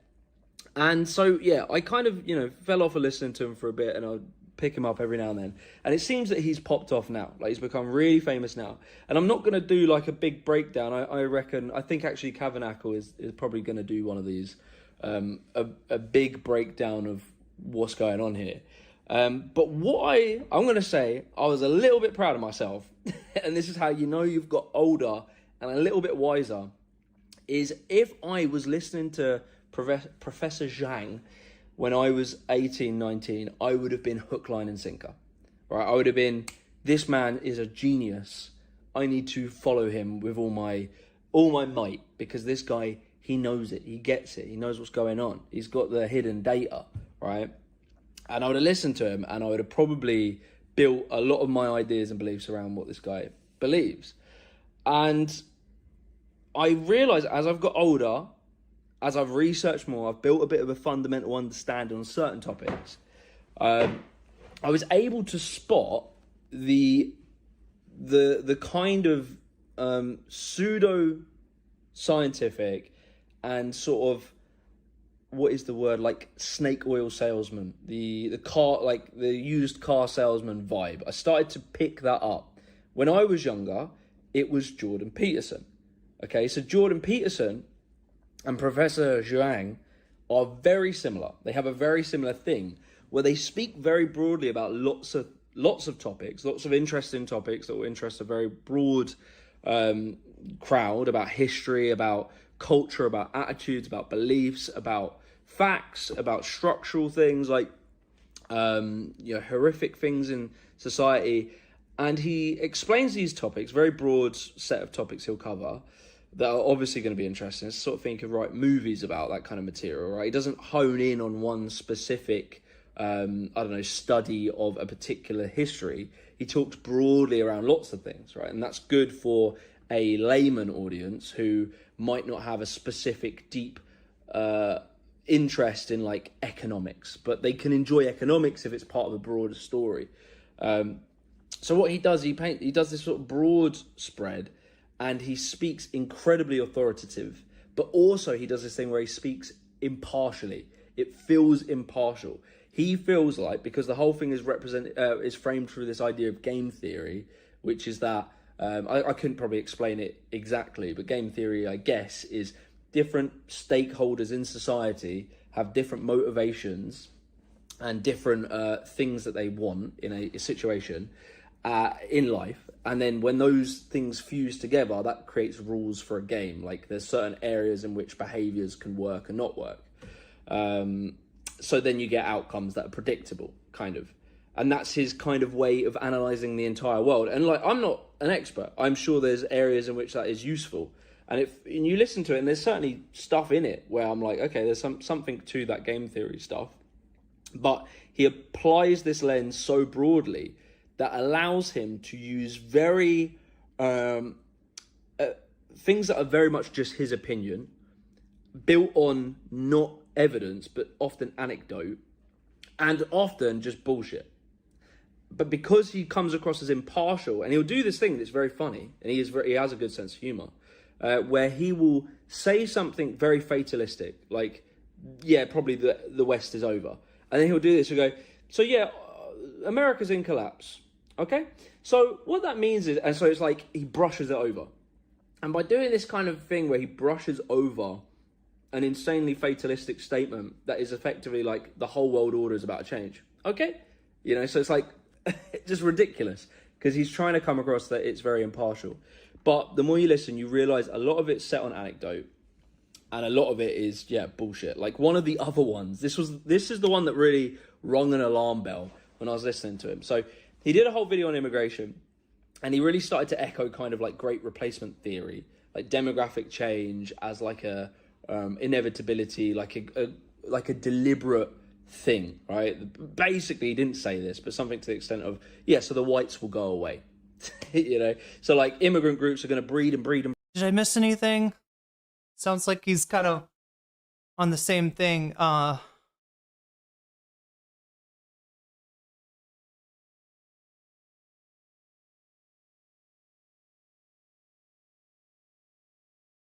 Waluigi.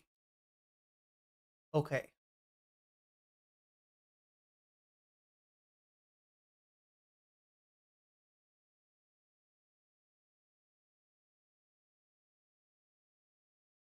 does kind of disturb me a bit that Jiang is in front of so many younger audiences who may, I think Jiang is CIA. You know, I've heard people say that. I've heard people say that. Yeah.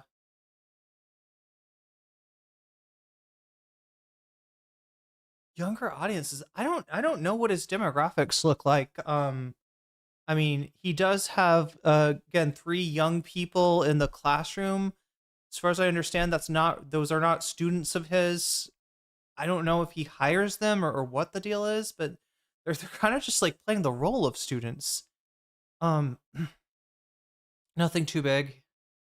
Breed and take over the And again, this is, you can see. I don't. This is like Jimmy chat. What? How do people? God, I wish I had the confidence to make videos like this. Right? Just like wake up. I got some thoughts. Pop on the camera. He's not even putting on a shirt. This is like that scene in Waking Life with the couple. I don't know. West sort of thing. I remember him saying something like it. It wasn't maybe so overt, but it was something like that. And I was like, okay, again, these are built on heavy assumptions of things will never change. What happens right now, the fertility rate that exists amongst immigrant groups and of the populations, white populations in the country, what happens right now is fixed forever, which we know isn't true because behaviors change over time. Generations of new immigrants, the second generation, third generation of immigrants, their fertility rates fall in line with the native population, right? So he was making these, again, claims of demographic destiny of a nation that I know are based on very selective reading of data and applying things that might be happening today forever. Like, you can't do that. You can't select a trend that might have happened in the last couple of years and apply that forever. You can't do that. It doesn't work like that. But he does that. And so when he was talking about immigration a bit more, what was the other thing he said? He started to talk about, oh yeah, so he was talking, so that one also rang some alarm bells. It sounded a little bit, I'm going to use the word, a little bit racist, right? And it sounded a lot like if you were on the far right, if you were someone who believed in like ethnic genocide of the white people, you would listen to him and go, look, the professor's sort of echoing what we're saying. He doesn't say it in complete overt terms, but I know if you were on that side of the fence, you would listen to him and point to him as like evidence of that theory. Okay. And again, chat, Sneeko is really into this guy. But I was listening to a video of him talking about communism. Okay, he was talking about the communist spectre, and he had this theory. Now, again, this isn't a complete breakdown, so when I'm going through this right now, I will be missaying things. I'll be slightly misrepresenting what he says. But what I'm giving you is the kind of alarm bells he was ringing when he was talking. So if I missay something he says, do your own research, look into it yourself and double check what he's saying. That's what I'm going to get to in a moment. But with the communist thing, he started arguing that communism was a radicalized version of socialism. So it was if I'm not mistaken, created as too extreme a version of socialism. So he had this theory, I think, that communism was created to undermine socialism. I think that it's on his end. I thought there was something going on in my house. Which is... You hear that? I think it's a tea kettle or something. It's an odd theory. Like, he just sort of says it. It's not really based in anything. He just sort of kind of says it. And then he does this whole talk about how the Romanovs, the communists the Bolsheviks didn't need to kill the Romanovs. They didn't need to do that because the Romanovs were loved by the Russian people, right? But they did so, and this was his theory, because their money, the Romanovs' money was tied up in Wall Street. And Wall Street, if the Romanovs are killed, the whole bloodline is killed, then who gets the money? Wall Street keeps the money. He then says, and there's a theory that Wall Street bankrolled the Bolsheviks and funded the Civil War, basically funded the communists. And so he made this theory that effectively the bankers and capitalists were using communism Today we to discuss undermine Russia and socialism. And effectively, when he's talking about the banks using communism to destroy a nation. Which, doesn't that sound a little bit Nazi? Does that not sound like the Nazi theory of communism is created by Jewish bankers or Jews to undermine the nation state. Does it not just sound like that? I remember listening to it and being like, that is a fucking massive claim. And when he says it, Yeah, so I mean, again, the most successful advertising offers you something that it can never deliver on. Remember how people would talk about Apple and how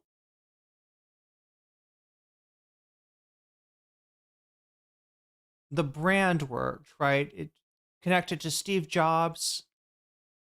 Apple came to symbolize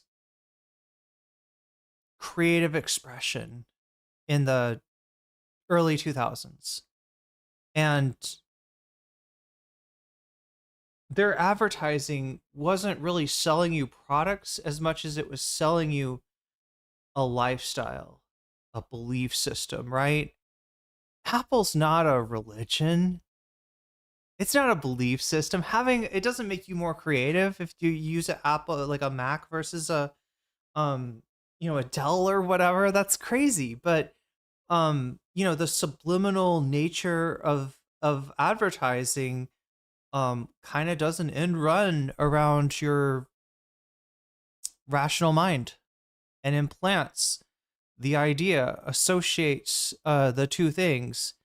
And so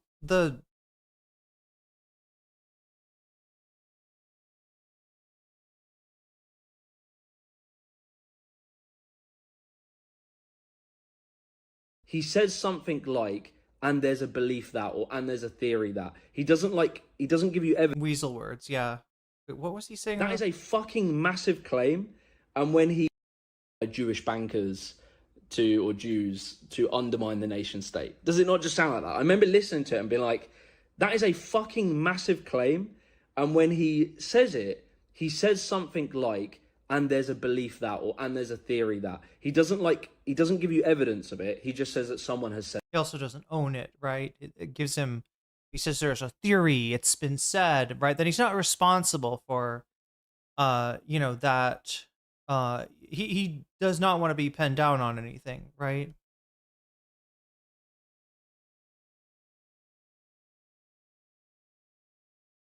Armies who come in, they have the Greens who are the peasants, okay? They have lots and lots of enemies.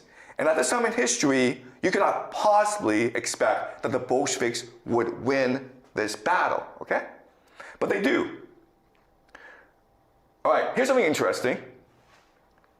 This is the Romanovs, okay? The Romanovs. Sorry. The Romanovs. The Romanovs have been in power in Russia for 100 years, okay? And But yeah, what I was trying to say is just like advertising offers you something it can't possibly give you. I feel like Jiang offers you something that's too good to be true. What is it? We're gonna understand communism in 50 minutes, right?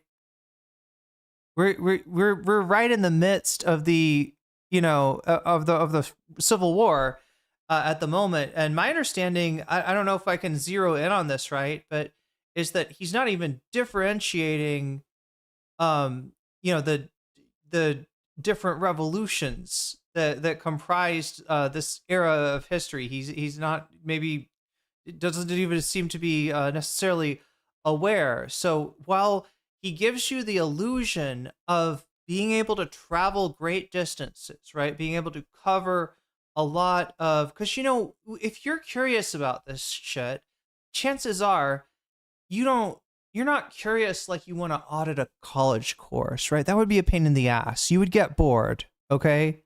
You would find reasons not to make it to class, especially given that you're just auditing, right?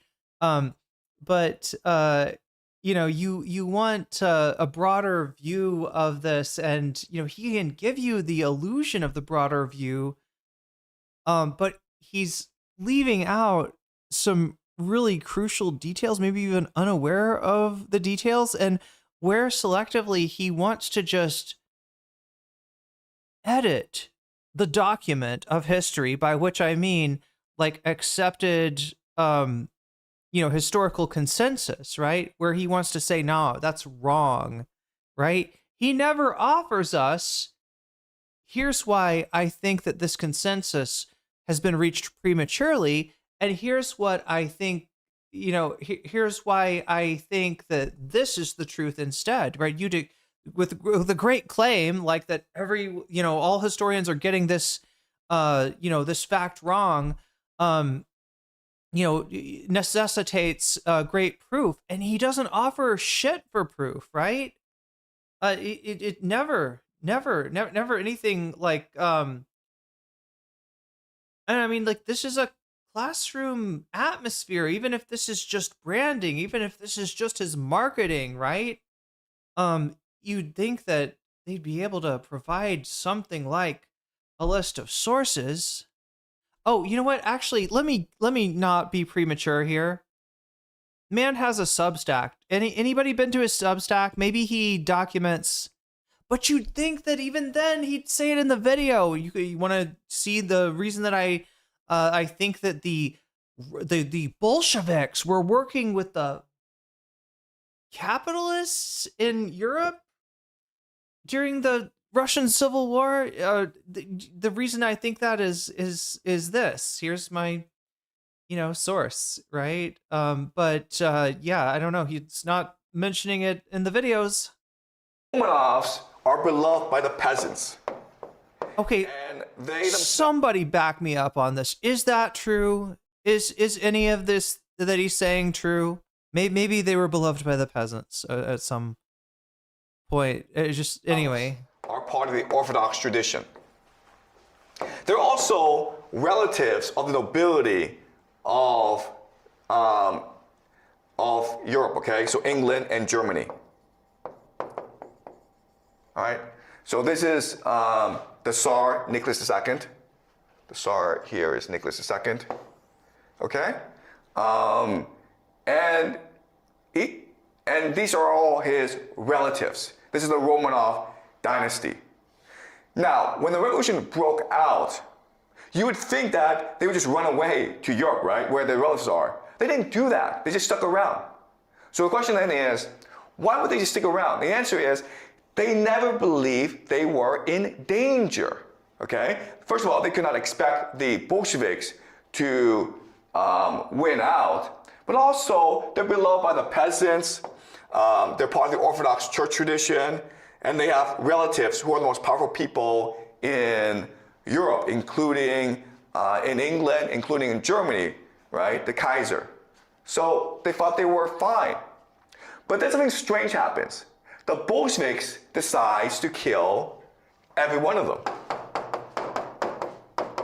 Okay? They wipe out the Romanov family. Between 17 and 18 of members of the Romanov family were assassinated. And you're like, that makes no sense. Anybody got a theory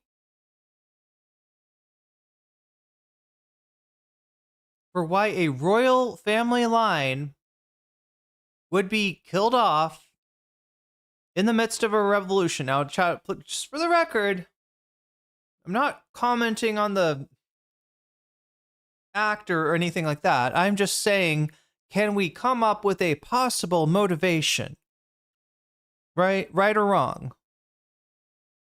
Kitsune Cavalier says, I selected Anna-Kasparian Turfs out because Aaron Reed, was on the majority report yesterday. Nice.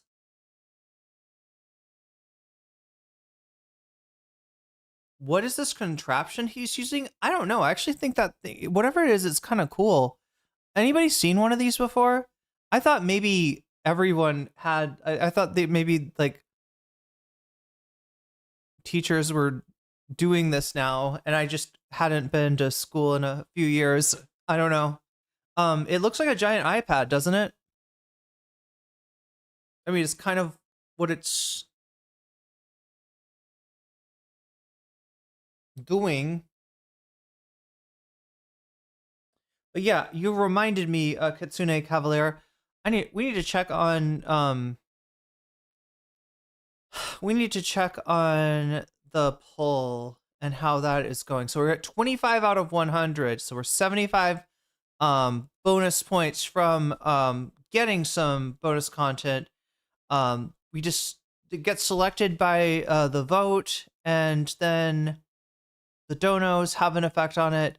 And yeah, 34% for Anna Kasparian Turfs Out. If anybody hasn't voted yet, 83 of you have so far. All right. So if anybody hasn't voted yet, get over there, place your vote.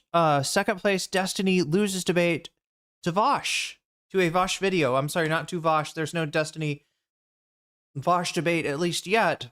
But there is Destiny watching a Vosh video and losing a debate to it somehow. That's in second place. Third place, we have drunken Alex Jones wandering into the set of the Timcast and just giving some, unnecessarily problems to the to Moonlord. Moonlord was there, wasn't he? I think Moonlord was there.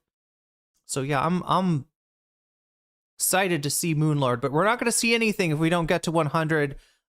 So we are 75 out from that now. Let's see, what time is it? Okay, whoa, we've got like an hour left, chat. We're getting to the bottom of this. Anybody know the reason, the motivation? Bolsheviks, revolutionary force, right? They want to. The Romanov family is in their custody, and they're taken to a number of different places before finally being taken to a place where they were executed. And Jiang is saying that that's a strange choice for the Bolsheviks. That's a really weird thing to do. These people were loved by the peasants. They were connected to the other, royalty across Europe. Why would the Bolsheviks? Why would they want to get rid of the Romanovs? What possible reason might they have during a civil war in which the other side wants to restore the Tsar?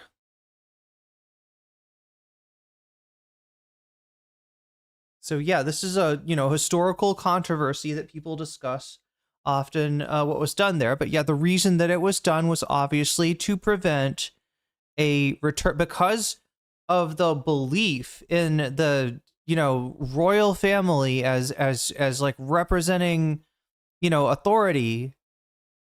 The family line itself represented a threat to the revolution, right? That's why this is basic, right? This is not hard to figure out, but Jiang is like, no, I don't know, why would they do that? But he's got an idea. Why would they do that? Because they are commies, and they are secretly alongside the.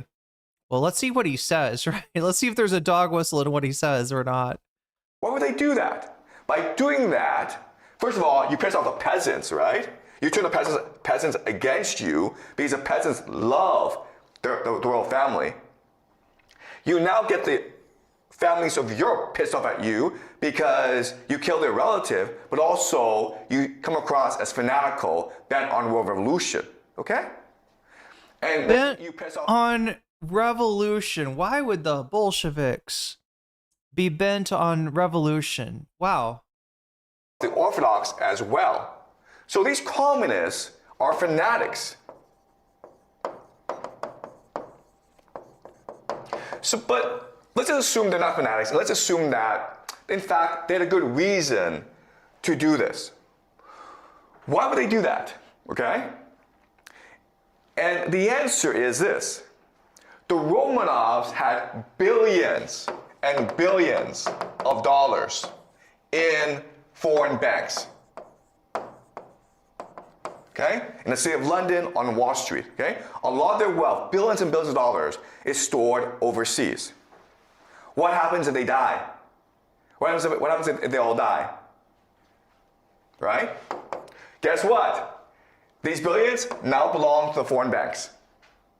That's a lot of money, man. The foreign banks, the global banks. What is bro cooking here? What? And in fact, this is exactly what happened, where they all died, and the foreign banks just took control over this money. And this is one of the great controversies of the 20th century. Okay? The controversy is that a family, including children, were killed, right? That's for the record, right? That's what people have a problem with, okay? The explanation or the rationale was, yeah, exactly, that they the family came to represent a counter-revolutionary potential that whoever made that decision wanted to put to rest, right? So but he's trying to make it like the controversy. I actually had not heard. Has anybody heard this before? The fate of the Romanovs' fortune controversy. Yeah, obviously the biggest controversy was that there were, kids amongst the dead, after this event, right? But he's I have not heard see what we're doing here is we're connecting the Bolsheviks to some bankers in Europe. I don't know, chat. It sounds it's starting to rhyme. It's actually rhyming with Peterson. Remember Peterson's preoccupation with cultural Marxism? Peterson's favorite dog whistle? I thought they were in debt. Actually, you might be right. Hey, listen, this is the whole thing, is that Jiang gets by because most people don't know about the particular topic he's discussing. But, it's kind of like when you're that person that does know that topic, that's when sometimes, the ridiculousness of what he's saying is they were in debt. And that's why it feels like he's dredged up a conspiracy theory, and I'm kind of wondering from where.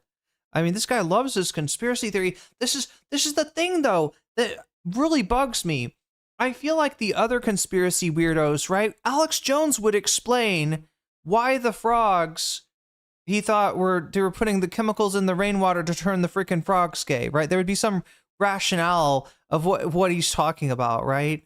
There was some nugget of truth there that he built his wall of bullshit on. But this guy never shares his secret recipe, and it pisses me off, okay? Just as a enjoyer of conspiracy theories, if you've got a wild conspiracy theory about the Frankists, a breakaway group of heretics to Judaism that believed in committing sins or something like that, right? If you want to tell me that these people are responsible for the actions of Israel in this day and age, please, show me the math. Show me the whole math. Show me the math, ho. Yes, I want to see your work, right? You like to draw all over your fucking, whatever that board is, right? Please show me your work. I would love to see your rationale, your logic. Why do you think this? Why other than the fact that there was, okay, on one side they killed the Romanovs, and on the other side they got a bunch of money. It must mean they were working together. It must mean these are the capitalists. That's what he's saying. Okay, so he's not going to go and say, he's not going to turn this into an anti-Semitic thing, explicitly, right? But he does, go in and say this is capitalism and communism. They're working together. I guess they're in league, right? And if we could only go back to the medieval, mode of production, maybe we would. The government of Russia has been trying for a long time to get this money back, and the foreign bank's like, well, you don't own this money. Okay, so this is Romanovs who own this money. This is how full of shit he is. Many doctors, they had no money, famously broke when the few survivors fled to Europe. Okay? So this is evidence that the communists and the capitalists actually are friends. They're working together. There we go. They're working together. Okay?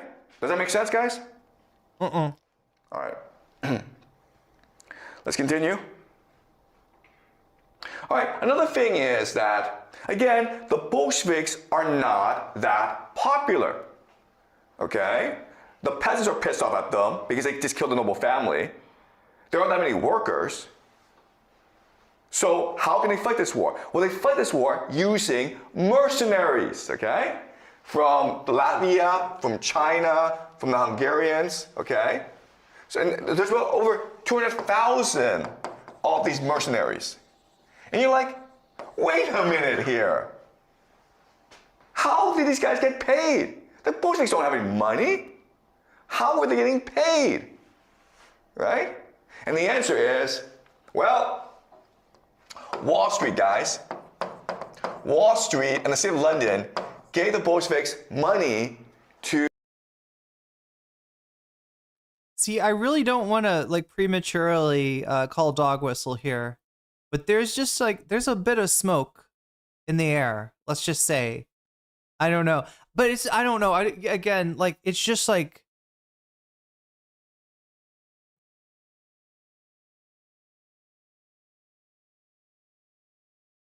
confusing ahistoric nonsense. Yeah.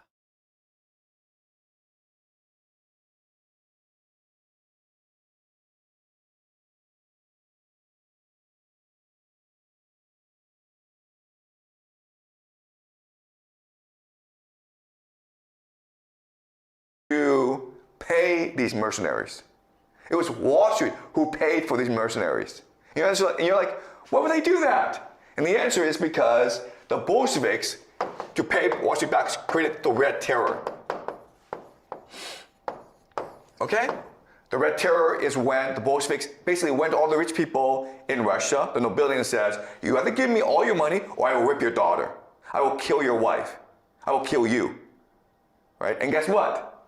By doing that, they made a lot of money. And that money went to pay Wall Street for the foreign mercenaries. Again, capitalists and communists work well together, okay? Then you have the Allies, right? So Britain, America, France, Japan sent these huge armies to Russia. And everyone thought, okay, it's to destroy communism because these are capitalists, they're afraid of the communists. But in fact, that's not what happened, okay? They went to collect debt. Okay, so Russia owed these countries money. The Bolsheviks paid off this debt. So then the Allies left and attacked the whites, okay? All right? So the Allies helped the Bolsheviks, and Wall Street gave money to the Bolsheviks for mercenaries. And that's how the Bolsheviks won the war. Does that make sense? All right? So capitalists and communists work well together because they have a similar worldview.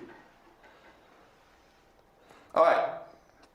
So yeah, So this is... if anybody's confused, any errant leftist, wander into a Professor Jiang video or live stream or whatever, and you know, get the feeling that because he's so critical of capitalism, he must be, at the very least, a fellow traveler.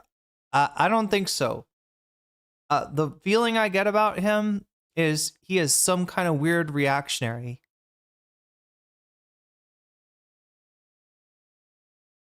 Because he just said capitalism and communism, basically the same thing.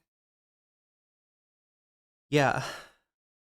A passage from a book called Wall Street and the Russian Revolution by Richard Spence, okay? And Richard Spence is a historian, and he had lots of documentation where Wall Street is actually financing the Bolsheviks. And he explains why this has happened. He says that Wall Street wants to destroy the Russian economy, okay? Destroy the Russian economy because Russia is a threat, okay? And then it wants to... Okay. So lest we forget, oh my god, chat. Oh, I don't want to take you into this. Oh, Ready? Like I was thinking we would watch wait, no, I gotta bring in some Tabernacle. I think I gotta bring in some Tabernacle.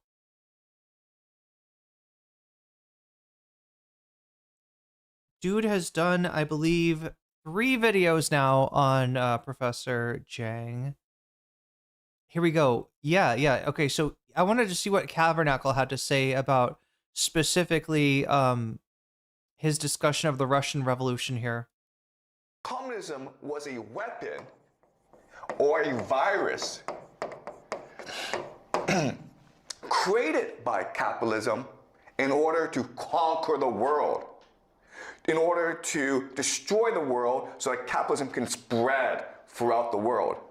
In many ways, communism is a creation of capitalism as a weapon to destroy capitalism's major enemies, okay? So communism is not really the enemy of capitalism. So my video last week on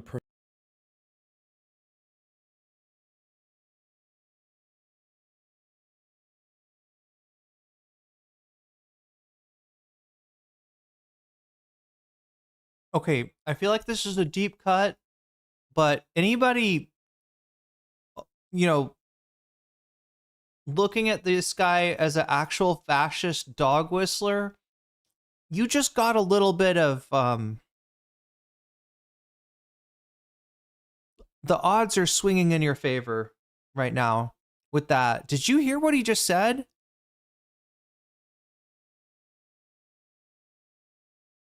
Capitalism, like communism, is a tool of capitalism to destroy their real enemy. Should I roll it back? That's actually really insightful. There we go, chat. If what I ask you then, what is he saying? So he's anti-capitalist, but he's anti-communist because he says communism just a tool of capitalism against their real enemy. Chat, who could that real enemy be? Who did the communists famously fight? Right?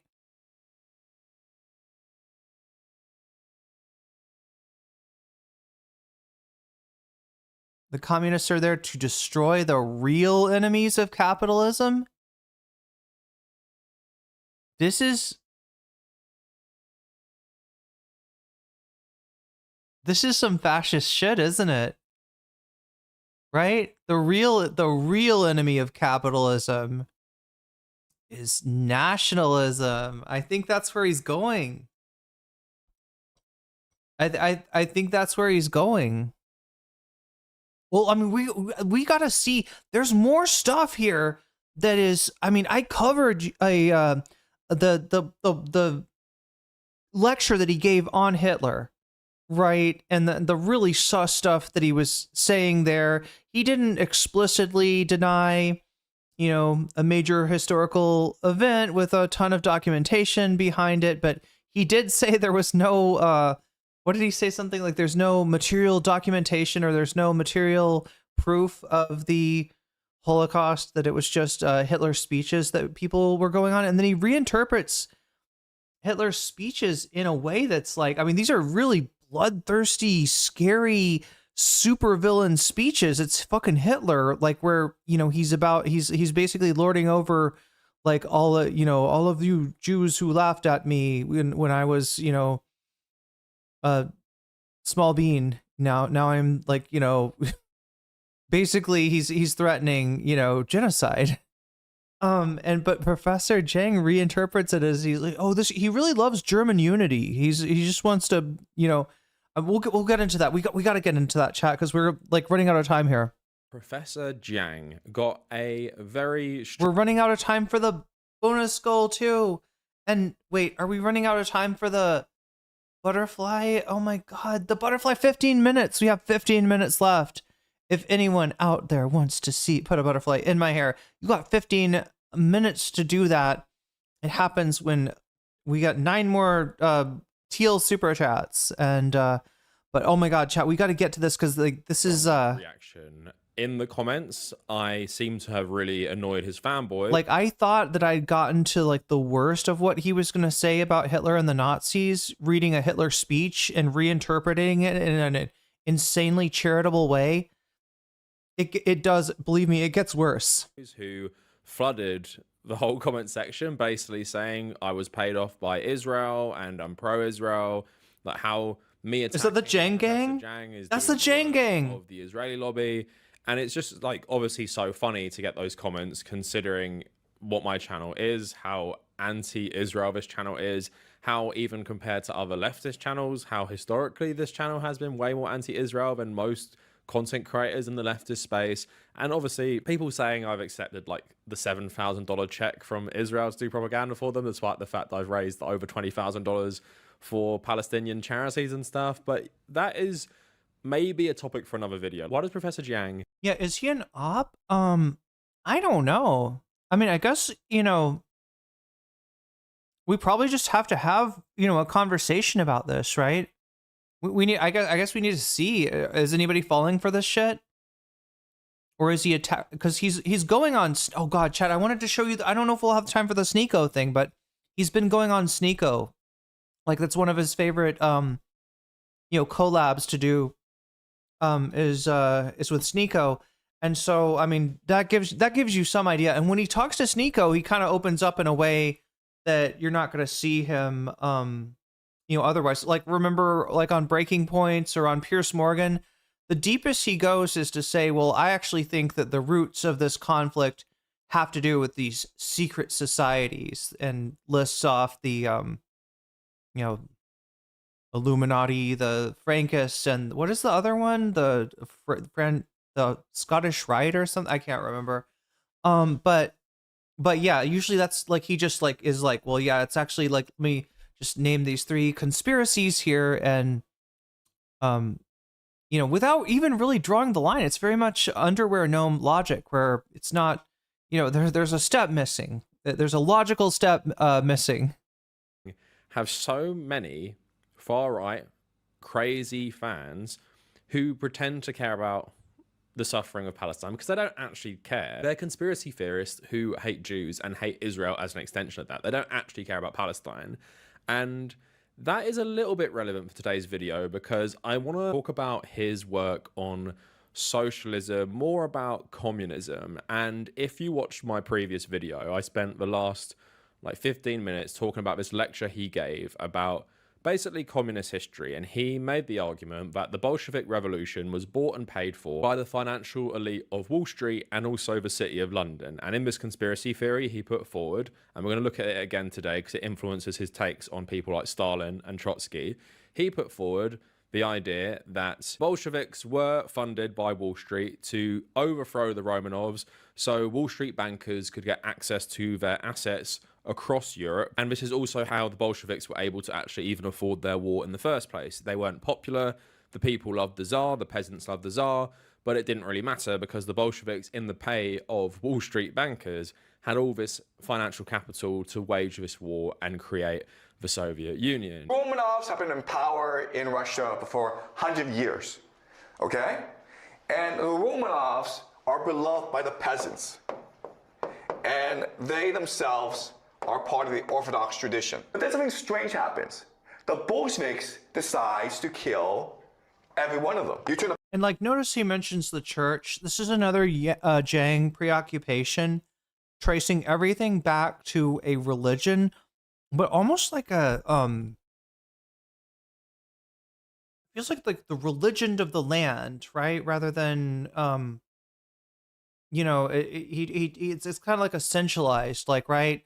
Like Iran equals, you know, Shia fanatic is kind of the way that he portrays it currently, but sometimes he will, you know, sort of, you know, imbue Iranian culture with like a Zoroastrian nature, right? It's just like this kind of preoccupation that he has of like this culture is like the, you know, Russia is the Orthodox church, and the peasants against you because the peasants love. And yeah, sometimes religion is very influential, right? But he kind of, it feels like he over like interprets the you know, the influence. The royal family. So this is evidence that the communists and the capitalists actually our friends. And Wall Street gave money to the Bolsheviks for mercenaries. Capitalists and communists work well together because they have a similar worldview. And I pointed out, and many people in the comments pointed out, that yes, this is very close to anti-Semitic conspiracy theories that was spread by Russians who fled the Soviet Union, saying, look, we have lost and the Jews have taken over our society. But I also want to use that to talk about how Jiang even views communism generally, because I might have titled this video, He Doesn't Understand It. And I've actually been watching like loads of his lectures over the weekend. Like, you don't understand how that wasn't a lot of fun. But I wouldn't say he doesn't understand it. And I wouldn't say he doesn't understand capitalism.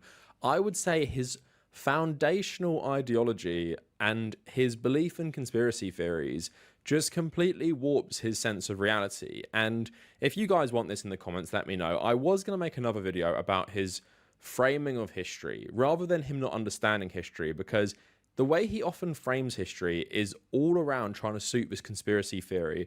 Even when he proves in other lectures he actually knows better. So he'll say something in one lecture which is true, and then in another lecture he'll say something completely wrong to fit a narrative about this conspiracy theory. One thing I did speculate is that he probably over-relies too much on ChatGPT. I saw an interview where he said he has a career like working on AI and stuff, and often in lectures he brings up ChatGPT slides about various different bits of information. And the third major reason is, at this time, as Germany is industrializing, the Americans are helping Hitler industrialize. Okay, this is from ChatGPT. This makes sense. I'll have to look into this more. Wow, Tabernacle. This is like a I mean, this explains a lot, and I hadn't thought of it, but it's so obvious, right? I don't know. Maybe I give him too much credit as having like a breadth of knowledge, right? I mean, you know, the thing that I described, a breadth of knowledge with a, you know, severe lack of depth and missing important context, doesn't that describe AI's tendency, the direction in which AI usually errs? It is exactly that. Wow. It was like staring us in the face. This guy is, wow. American industrialists invested heavily in Nazi Germany, particularly before and during World War II. Okay? This is important. Major companies like General Motors, IT&T, Eastman Kodak, Standard Oil, and others had substantial assets and investments in German subsidiaries. So these American companies, the major American companies of the time, was helping Hitler to industrialize his war machine. I wouldn't say this is completely discrediting in itself. Wait, is it IT&T or the information he's often put on the board with ChatGPT is very brief and it's often true, but I also would say it symbolizes probably a deeper problem that he definitely, in my opinion, relies on AI summaries of historical events, which leads to loads of weird blind spots and him saying loads of wrong things, which either like didn't happen or happened at a later date, and then he says it about, you know, this time period. For this video, like I said, we are going to be focusing on his version of early communist history in regards to Russia, and also what he thinks communism is. He sees communism as a weapon of capitalism to destroy the enemies that both share. So I'm curious how Tabernacle is going to interpret that, because to me, that points to if communism is a weapon to destroy the true enemy of capitalism, this sounds like him like saying that the enemy of communism, is the true enemy of capitalism, right? What's the enemy of, you know, communism, especially in this historical context, early 20th century? It's apparently to Jiang, which is wrong. Both communism and capitalism have the enemies of nationalism. They have the enemies there you go. Monarchies. They have the enemies. Oh my God! These are the two my first two theories, right? Remember, at first I was like, is he like some kind of like he believes in like feudalism, like not neo-feudalism, but some, I don't know, neo-classical feudalism? I don't know what the fuck the word would be, like literally feudalism. I was trying to figure out, and then I'm like, wait a minute. Like when he said those words, that's when I was like, oh shit, he's like low-key saying that like fascism is the true enemy of capitalism, which is funny because the truth, like you were saying, Midi, he's inverting the truth here, right? To say that fascism or nationalism is the true enemy of capitalism, and that there's that communism is a tool of capitalism against nationalism. That's just an inverted truth. Even for me saying that, it's probably ringing alarm bells in your head. Capitalists don't hate monarchies. Monarchies don't hate capitalism. It's a bit of a nuanced conversation, but by and large, they aren't opposed to each other. But we'll get into all of that today. But if you like the video after you've watched it, please leave a like. If you want to support my work, please check out my Patreon page and check out my YouTube memberships. And if you want to follow me on social media, follow me on Instagram and Blue Sky at The Tabernacle, and let's get into the video. So like I said, we're going to be expanding upon a take that he had in my last video, but he's actually done another lecture about it. So we're going to look at this. So he's again reiterating the point that the Bolshevik Revolution was bought and paid for by Wall Street capitalists. And he extends this further to talking about how Trotsky was essentially outmaneuvered by Stalin to rule the Soviet Union, and what the Bolsheviks felt like they had been promised by the Western financial elite for overthrowing Tsar Nicholas and the provisional government after him. So there's a lot. So the Bolsheviks were far behind. So how did the Bolsheviks, the Red Army, win the war? Well, guys, they had a lot of help. Okay, they had a lot of mercenaries. How did they win the war? ChatGPT. ChatGPT, what's the best strategy for I'm doing a revolution. Coming to the country, tens of thousands of mercenaries to help them, especially the Chinese mercenaries, the Latvians, the Hungarians. Okay, why? How did they get all this money? Transnational capital. Wall Street and the city of London were bankrolling the Soviets. Also, we have to remember that at this time in history, during the revolution, Britain and France, the United States, Japan sent armies into Russia. Now, what you learn in class is, oh, it's because they are capitalists and they fear the communists, and that's why they sent armies to try to reduce the Bolshevik threat. That's not true, guys. This is a book called Wall Street and the Russian Revolution. A historian by the name of Richard Spence. He spent a lot of time collecting documents that show that, in fact, transnational capital were helping the Bolsheviks win power in Russia. Why? Because they believed in the Bolsheviks? No, because transnational capital, first and foremost, steals. You understand? They like revolution because revolution is an opportunity to steal as much as you can. Okay, you can buy things really cheaply during a revolution, and this is his argument. So yeah, this is just Wouldn't they prefer counter-revolution where you can, what is the word for it? It's the opposite of nationalizing. Privatize. Yeah. Get in, privatize the state industries. Again, inversion. It's an inversion of the truth.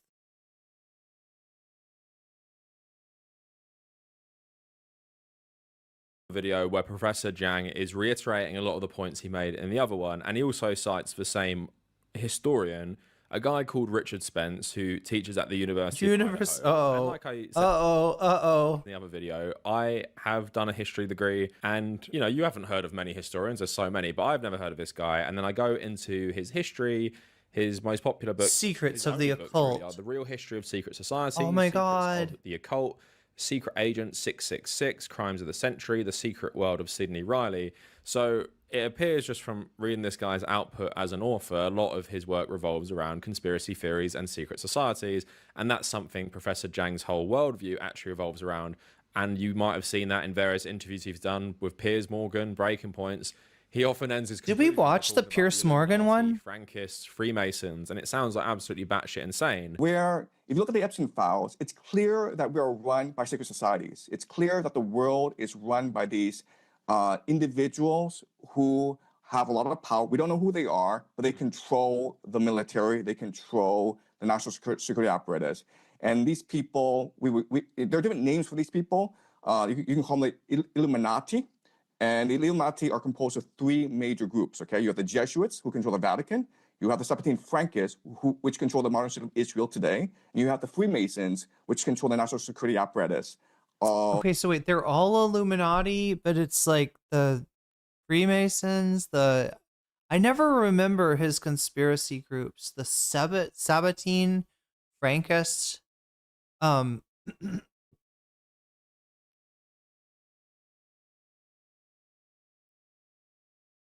Freemasons, Sabbatine Frankists, and the Jesuits?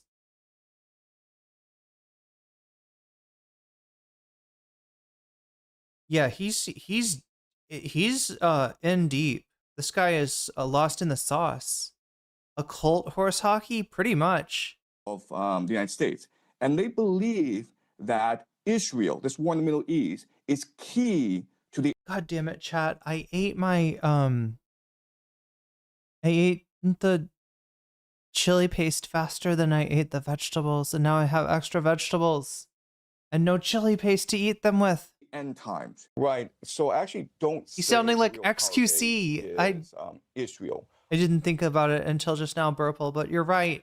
What I say is that the real power base are a collection of secret societies that have an eschatological view of this war. And these secret societies include the Freemasons, which are now called the Rosicrucians and the Knights Templars.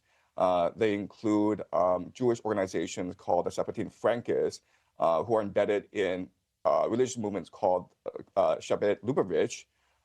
And then you have the Jesuits. You have a collection of secret societies.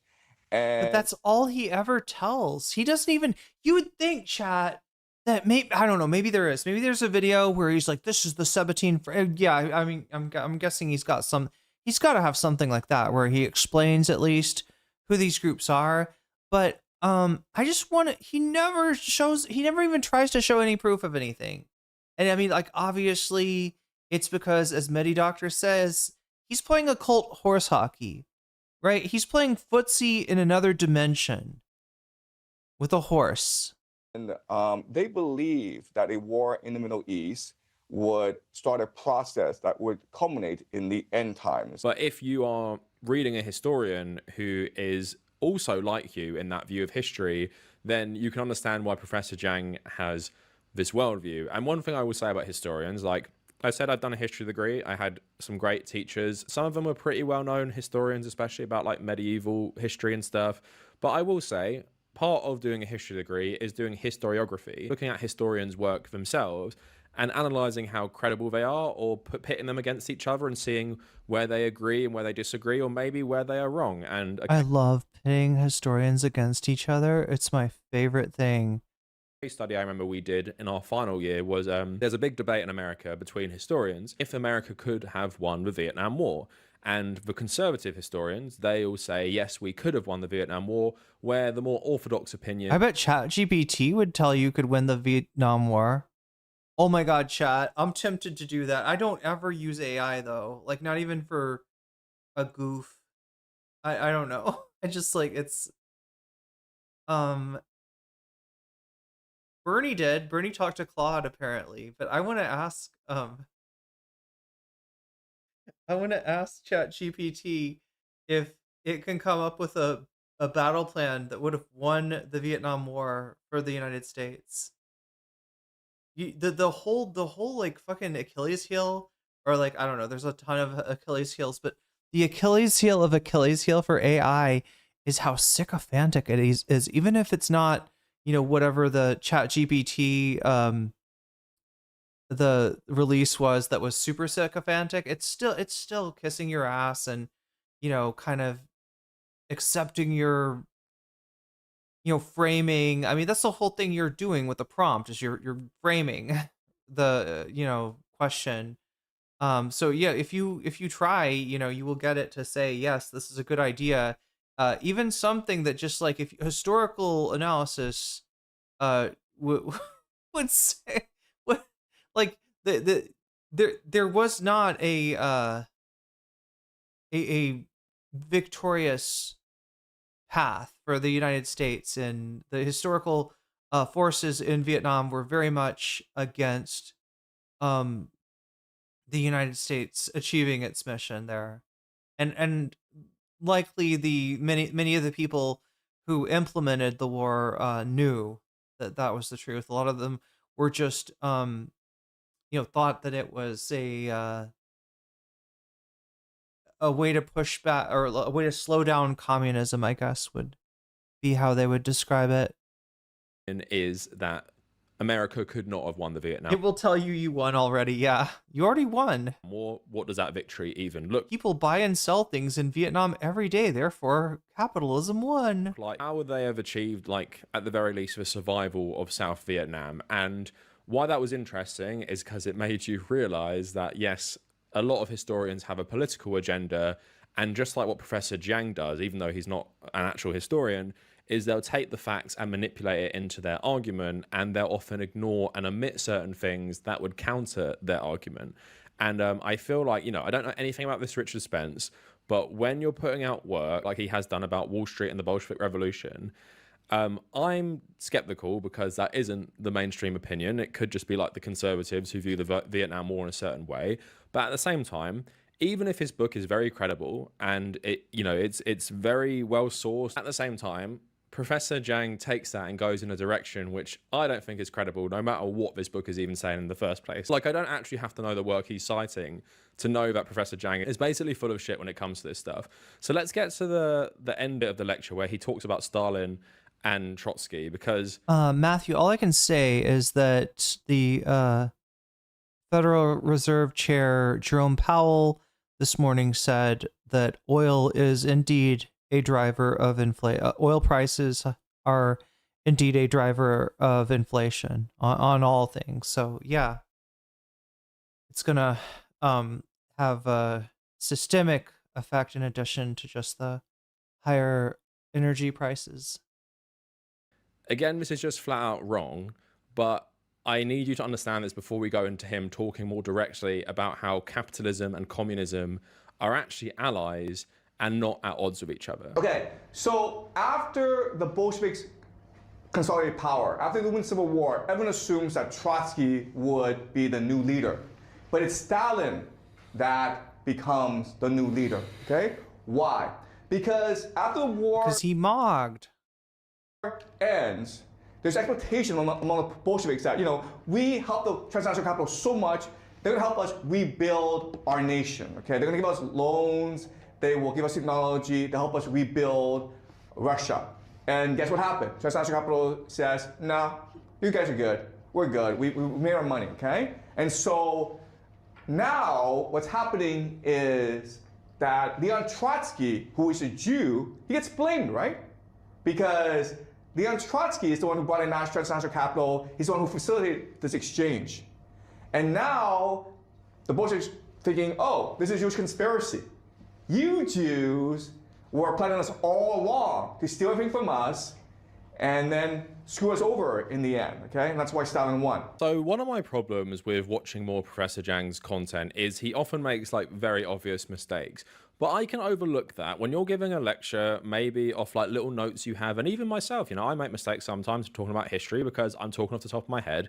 I'm sympathetic to people making mistakes. But in this, he's just like, in my opinion, completely wrong. So he's saying that after the Civil War, there was an expectation amongst the Bolsheviks that the people who had funded the Bolshevik Revolution, like this is Jiang's version of the Bolshevik Revolution, not the real version, they expected them to help them build up the Soviet Union because we helped you, like Wall Street, you paid for this revolution, we overthrew the Romanovs, we beat the whites, and now you could collect all that Romanov asset overseas, and now come give us what you promised, come give us that money. And that is just not what happened. And also, for some reason, he's not talking about Lenin because Lenin was still the leader of the Soviet Union after the Civil War, before Stalin took over in 1928. And people like Lenin and the Bolshevik leadership, they knew there would be a period of time after they overthrew the government and they were creating the Soviet state that a lot of Western countries would not deal with them. And they'd have to build it up on their own. But eventually, because Russia has so much like natural resources and has historically traded with the West, they would eventually normalize relations and they would eventually start doing financial dealings with the Soviet Union. And the Soviet Union did normalize relations with the United Kingdom in 1924. This did actually begin to happen in Lenin's own lifetime, before his death and before Stalin took over about 4 years later. So there was no expectation in the Bolshevik Well, wait, now, wasn't Kitsune Cavalier says he had to specify that Trotsky was Jewish, and he doubts that I had or now gone. I do think that he's gone mask off in a number of ways. I mean, definitely the stuff that he said about the Holocaust, and hopefully we'll have time to get into it. I'm trying to remember where I saw it, if it was in this this Tabernacle video or the last one, but he is definitely doing, like, you know, in fact we did, yeah, the other day see him get into some kind of Hitler apologia, and I think there's a video where it shows even more so, right? Literally saying that Hitler just wanted to be left alone, right? As if the Allies had attacked Germany, as if the Jews were doing something to Germany by being there. It's the weird, yeah, I mean, like, it's hard to resolve that, like, that statement with a, like, not fucked up outlook. Bullshit leadership that anyone was coming to save them after they literally overthrew the government, killed the royal family who was related to the European monarchs, then waged a war against the Western allies, including waging war against Western forces themselves inside Russia, winning all that. They weren't thinking, after that was all done, we become best friends with all these countries. They weren't expecting that, but in Jiang's view, because in this version of history, Wall Street fund all this stuff, that's what they were expecting. They were expecting Wall Street to come good. And I also think this history about the anti-Semitism towards Trotsky is someone who might have used ChatGPT. Oh yeah, but that's what I was going to say, Kitsune. They're actually saying he's saying that the Russians were anti-Semitic against Trotsky. That the reason that, you know, Trotsky, like he's, it's not that one's not him, like, saying, like, anyway. Or just briefly read some stuff, or just read this Richard Spence guy, because the anti-Semitism against Trotsky obviously is something that had happened, but this was more of a thing that happened after he left the Soviet Union to completely disgrace him. When he was being outmaneuvered by Stalin for leadership, his main campaign against him wasn't based in anti-Semitism, and it definitely wasn't based in saying he was an asset of Wall Street and bankers and playing into all these, like, anti-Semitic conspiracy theories. The anti-Semitism of Stalin, which ramped up particularly in the early 1950s, but also in the 1930s as well, was due to things like Israel and then believing Jews to be spies for Israel and the West and stuff like that, rather than these anti-Semitic tropes, which, you know, were things that existed in Russia before and after the revolution. And I'm just using all of this to show you that Jiang's understanding of communist history is bad. It's based on conspiracy theories, and it's based on this one historian's book who seems to publish a lot of work based on conspiracy theories. And these are conspiracy theories mainly about secret societies completely running the world. Now let's get into another video. So this is actually the video I talked about before, but I didn't play this part because I didn't want to talk about political theory as much as I wanted to talk about the history side. So in my last video, I focused on basically what he was just saying. And now we're going to get into what he views communism and capitalism as.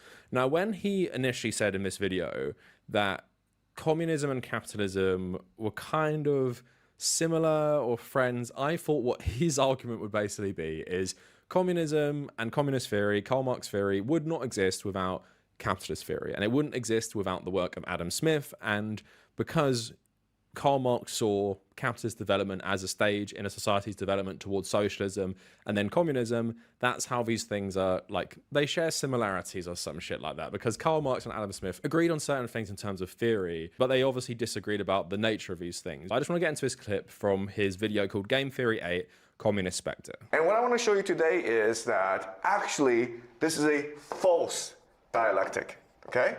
Meaning that communism and capitalism are actually more similar than they are different. In fact, what I will show you is Wait a minute. Did Marx ever juxtapose capitalism and communism as a dialectic? Is that... I mean, like, people might think of it that way. I just don't think Marx would put it like... that's not how Marx saw it. In many ways, communism is a creation of capitalism as a weapon to destroy capitalism's major enemies, okay? So communism is not really the enemy of capitalism. The real enemies of capitalism are different ideologies, okay? So these ideologies include monarchy. The idea of monarchy is that rather than power in the hands of the capitalist, power is in the hand of the king, okay? And what a king often does is redistribute capital in a way that is more fair.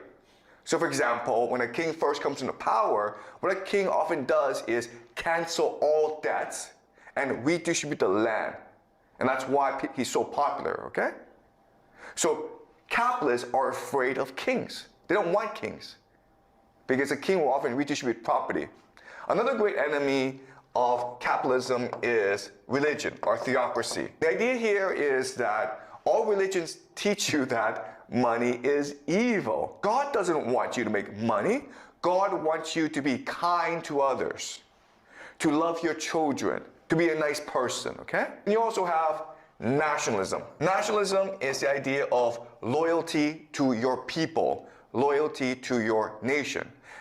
For capitalism, that's a problem, okay? Because capitalism wants to be loyal to capital, and it wants capital to flow through across borders. And then you also have another problem, okay, called democracy. So believe it or not, capitalists hate democracy. Both to redistribute wealth, right? To make the rich pay more taxes. We call this socialism. So you think about it, the enemy of capitalism is not communism, it's these four other things.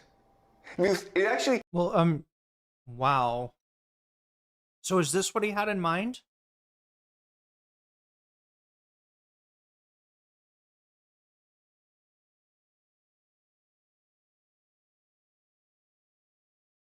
I am trying to understand now his understanding of communism and socialism.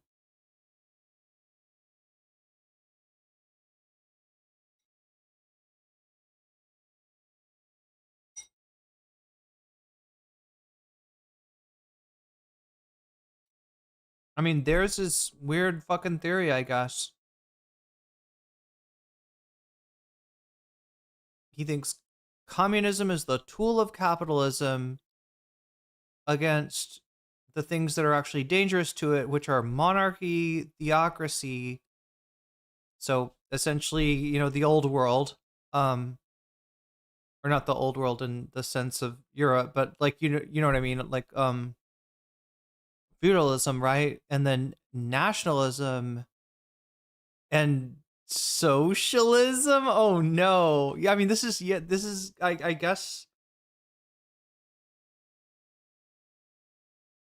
guess he had both in mind. Think about it, okay? Communism is working with capitalism to destroy all four of these things, right? So nationalism is also bad. We want to unite as a world. All workers unite. The class consciousness is more important than national identity. So this is really convenient how capitalism and communism have similar enemies, and communism helps destroy all four enemies in a way that capitalism cannot. So in part of Jiang's worldview, he believes that capitalists and communists have the same enemies. And I would say, you know, to most of you, you'd reactively say this, that's completely wrong. Because if you say in theory, yes, in theory, if he means feudalism instead of monarchies, you could maybe make the argument that, yes, feudal systems predate capitalism, and in feudal systems, in more strict feudal systems, that is in opposition to capitalism generally. But if we're just talking about monarchies, they are definitely not in opposition to capitalism inherently. Theocracies, again, a lot of Abrahamic religions do have something you could interpret as more anti-capitalist, but as we see in human history, theocracies aren't inherently opposed to capitalism and capitalist economics. Nationalism 100% is not opposed to either capitalism or socialism or communism, and Jiang should know this, being from China itself. But let's just talk about this for a little bit. So in terms of the monarchy example, although capitalist theory was developed by Adam Smith, it's not that he invented capitalism. Wait, Big Al Cakemax, is it really the first day of spring? It's spring, all right? It's sprung? Also, Steel Ball Run. Like, it's not like he wrote a book and everyone just started going, yeah, we like capitalism. He was observing the world around him and he was creating a theory around it. Much like Karl Marx didn't invent socialism and didn't invent every single thing you see in the Communist Manifesto, he just created a unified socialist theory, a communist theory. So with the monarchy example, the East India Company was giving approval by Queen Elizabeth. Many of his early companies, his corporations, the Magenta says, ignoring the fact that Marx wrote that socialism is a necessary step towards communist society. That's what I'm saying. That's what I'm saying. In this case, like, his take is incomprehensible, or you just have to accept that he doesn't know what communism and socialism mean. He doesn't have a good working definition of either. first corporations spawned out of the Netherlands, they spawned out of Britain, and they had many different shareholders, investors who invested in all these things. But as we see with the development of colonialism, especially European colonialism, many of these monarchies jumped into bed with these corporations. And we saw recently with the debates about like certain Caribbean nations leaving the Commonwealth, loads of kings had so much investment in the slave trade and these corporations that ran the slave trade, while at the same time holding on to their feudal lands, holding on to their ancestral lands. So they kept their power, they kept their wealth, which had been handed down to them through generations, but they also made even more money through capitalist exploitation at home, but also throughout the colonies as well.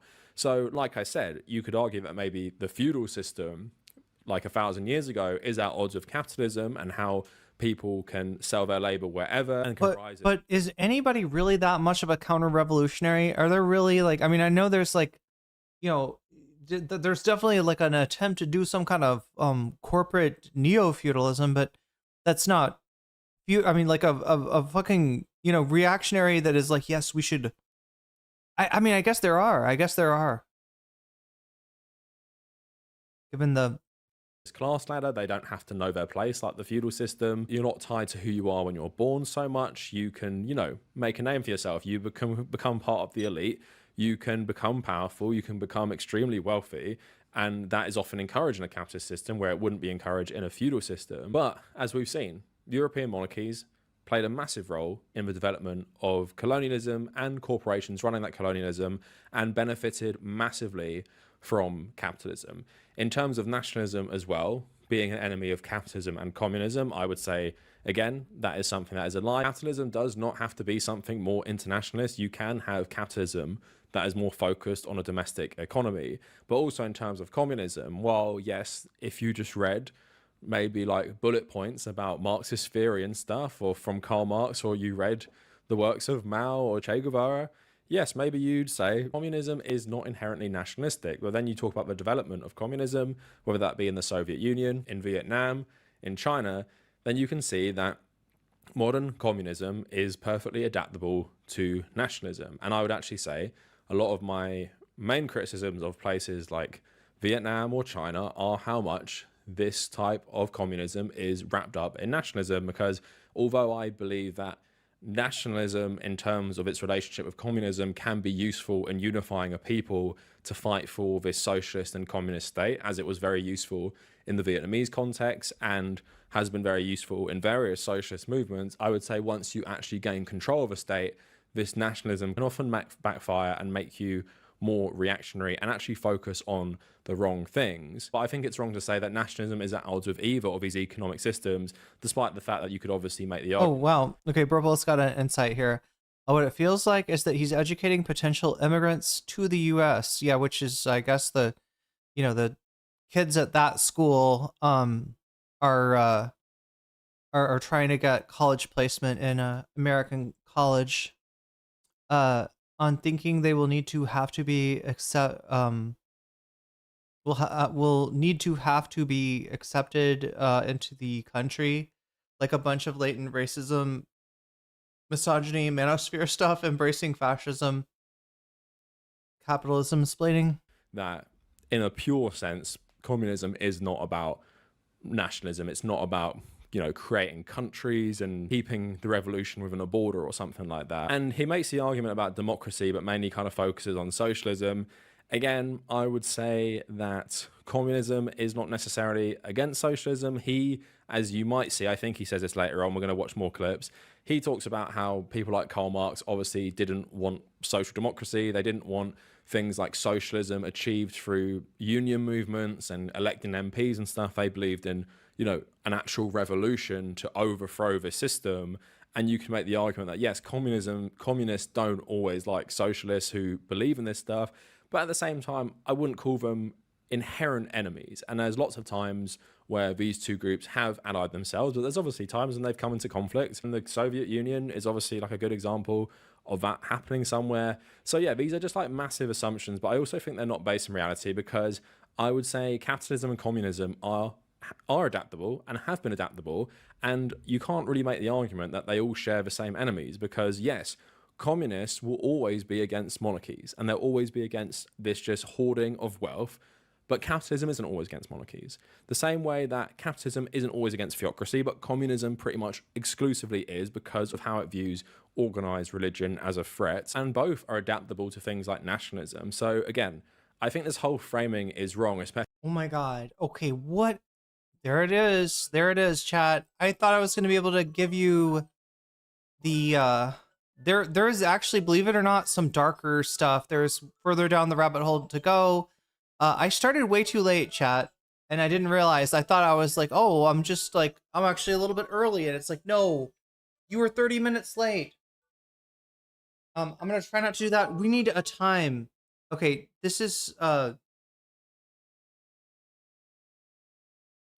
provisionally, let's say Thursday next week, we do a gaming stream. Okay, I'll tell you more about it next stream. Sorry I didn't get to this earlier, but yeah, we're gonna do a gaming stream, and I'm letting you know a week ahead. Right now, planned for Thursday.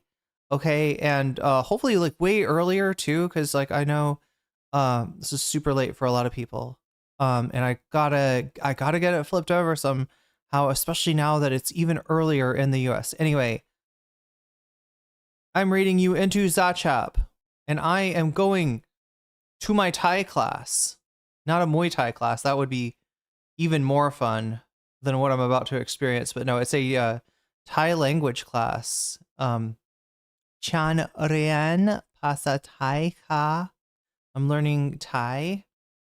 And so my Thai class. I don't know how to look. I'm lucky if I can make a cha manao, a lemon tea.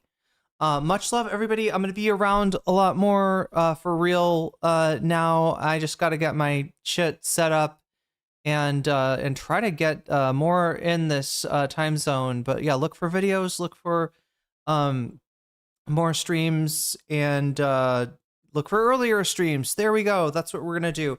All right, much love, everybody. Say hi to CashApp for me. I will be back again tomorrow. I feel like I've got a lot to make up for, or to catch up with, right? And I also we need to do those video game streams. So I'm gonna figure out how to do that. Anyway, much love, everyone. Rating you into CashApp, and wait, I can hit the button. Thank you, mods, for keeping us safe. Thank you, Thumb Gang, for keeping us relevant, for liking the stream. It helps a lot. Even if you do it at the very end, it's really helpful. And what else is helpful? Leaving a comment if you want to. You don't have to, but it's really cool if you do. And especially if you're like pointing to a segment. Like I really thought like the segment at 2 hours and 30 minutes into the stream was really good, because then people can just click on it and be like, oh, that is actually pretty good. Anyway, much love, chat. I gotta get to Thai class. I will see you